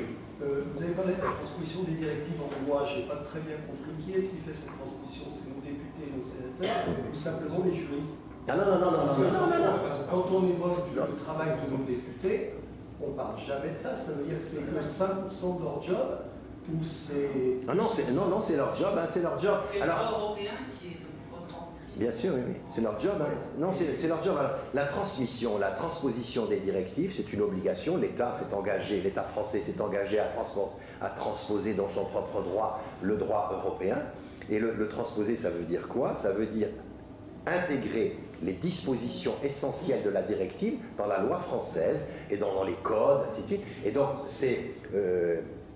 on le sait, en numéro, une petite note de bas de page, si on peut dire, on voit que c'est extrait de la directive temps du temps. La difficulté, pourquoi on n'en parle pas? Et c'est vrai qu'on n'en parle pas suffisamment, me semble-t-il. Parce que, quelque part, les députés se sentent un peu frustrés dans ce domaine. Alors, ce qui a changé depuis, il faut le savoir aussi, dès qu'il y a un projet de directive, la Commission a l'obligation d'informer tous les parlements nationaux du projet de directive. Tous les parlements nationaux ont le projet de directive. Donc la Commission des affaires européennes de l'Assemblée nationale, la Commission des affaires européennes du Sénat a le projet en main. Et donc, à ce moment-là, les membres de la Commission peuvent délibérer et faire une proposition au gouvernement pour que le gouvernement français fasse évoluer la directive dans tel ou tel sens. Ce qui veut dire que quand il remonte à Paris, ou même à Paris, à Bruxelles, quand ils remontent, les ministres, ils ont ce que veulent leur Parlement. Le Parlement le plus avancé en la matière, c'est le Parlement danois. Le Parlement danois, c'est vraiment, et ça, ils sont exemplaires, je trouve. Le ministre danois, avant d'aller à Bruxelles, il planche devant le Parlement danois. Avant d'aller à Bruxelles, il planche. Le Premier ministre danois, il planche devant le Parlement et dit « on va décider ceci, on va décider cela, il va se passer ceci, il va se passer cela ». Et il a, en quelque sorte, des recommandations de son propre Parlement, et là, à Bruxelles, ben, des fois, il dit je vote pas. Ils ne sont pas d'accord, je ne prends pas. Ou je prends, au contraire, on veut que ça avance. Non, on a tendance en France à oublier toutes les conséquences que ça a concrètement. Mais une fois que la directive a été transposée en loi, oui, les députés, ils votent pour. Ça risque des députés... Non, mais ils vont voter la loi. Ah non, ils ne peuvent pas. Ils peuvent pas voter. Ils font ce qu'ils veulent, mais normalement, ils ne peuvent pas. Non. C'est pour ça qu'on n'en parle pas d'ailleurs. Non, mais c'est transposé. Alors il y a cette idée, parfois c'est transposé par ordonnance pour faciliter. Donc il faut une loi d'habilitation pour organiser la transposition et une loi de ratification à la fin. Mais oui, c'est une procédure, mais les parlements se saisissent maintenant, ils ne sont pas muets. Hein. Oui. Oui, il y a un travail très important des différents parlements nationaux Tout à fait. qui se sont aussi, entre guillemets, fédérés Oui, de façon absolument. à travailler Absolument. aussi Ensemble.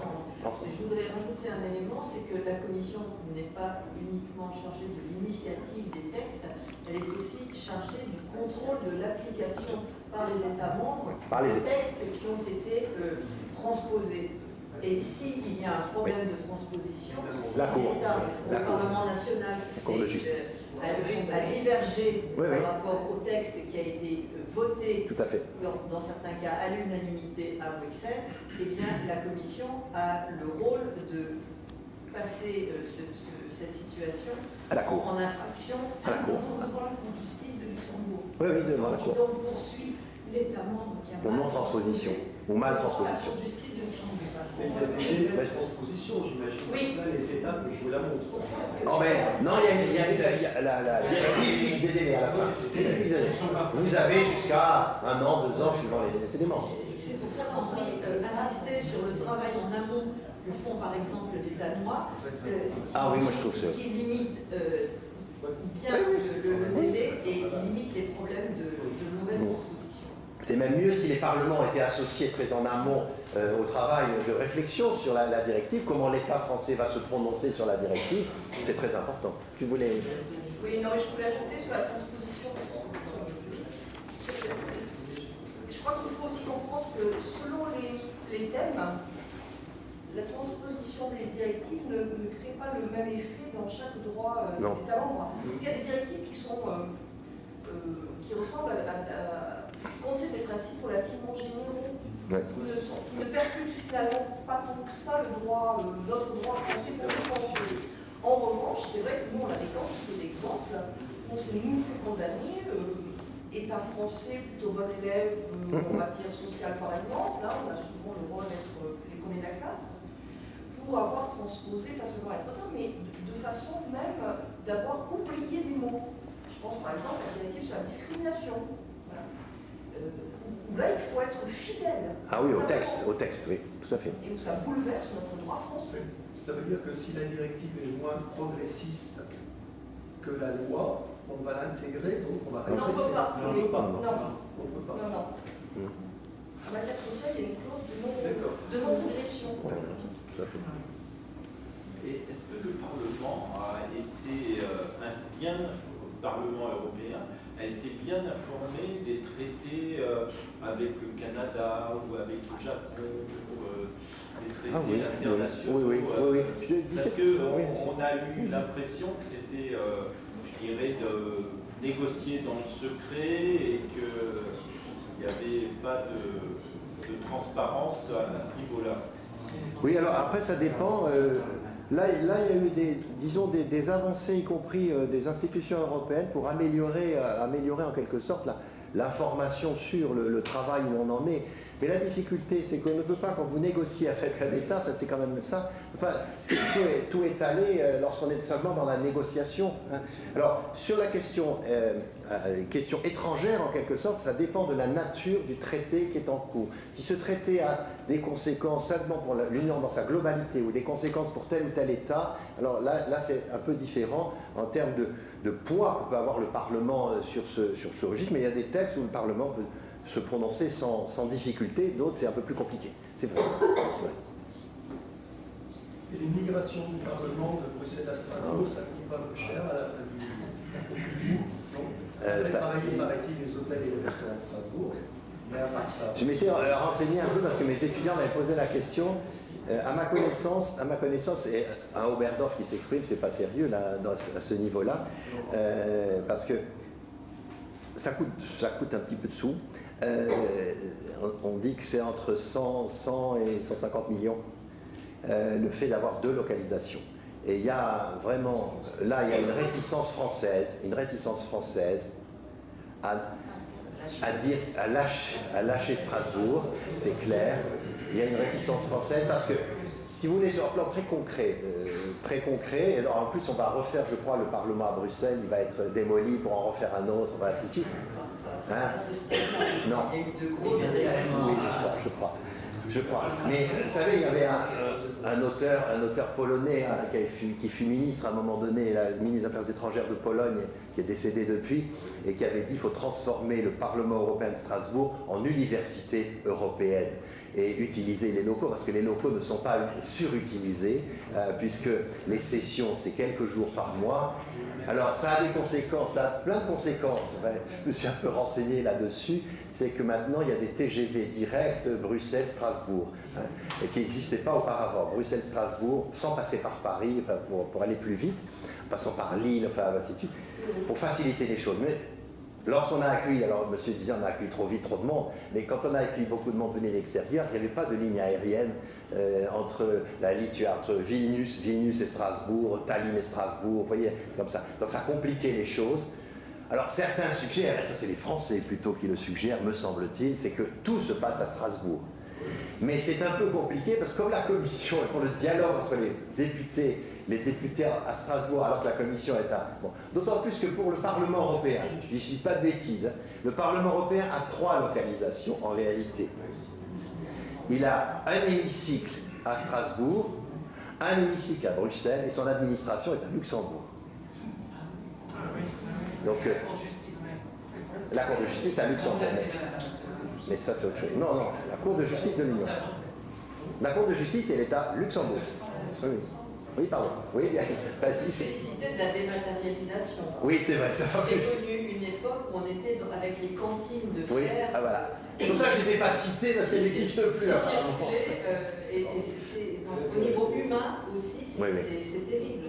Pour le staff du Parlement européen. Oui, c'est pas pratique du tout. D'autant plus que Strasbourg n'a pas une couverture HoReCa, restaurant, hôtel, qui est magnifique. Donc, je veux dire, on va loger. Non, mais on va loger en Allemagne d'une façon assez. Mais c'est l'Europe, c'est pas grave. Non, mais c'est pas évident d'être en hémicycle. Là, c'est les Anglais. C'est les Anglais qui étaient les Britanniques les plus remontés contre Strasbourg, en disant il faut enlever Strasbourg, bon, pour l'instant, c'est pas, je vois pas, c'est pas dans les tuyaux. Enfin, oui, vas-y. Juste une remarque. Bien sûr, nous sommes tous jeunes ici, mais on remarque qu'une fois de plus, il y a peu de très jeunes. Et la question que je pose, on se pose souvent dans nos associations, comment motiver les jeunes pour aller voter au Parlement européen? Et en ce sens, est-ce qu'il ne faut pas dramatiser un peu cette élection, montrer l'importance des l'objectif premier de cette réunion? Parce que, en fait, c'est quand même la construction européenne qui est en jeu en ce moment. C'est donc tout l'avenir de la construction européenne à travers ce vote qu'il faut montrer l'importance. Sur ce registre, si tu veux, je suis invité par des lycées de Savoie et de Haute-Savoie à aller faire conférence sur l'Europe. Donc je vais essayer avec des étudiants, des lycéens terminales. À Grenoble, on n'a pas fait ça, donc moi je fais là où on te propose d'aller. Mais tu as raison, il faut l'évoquer, bien sûr, tu as raison, c'est clair.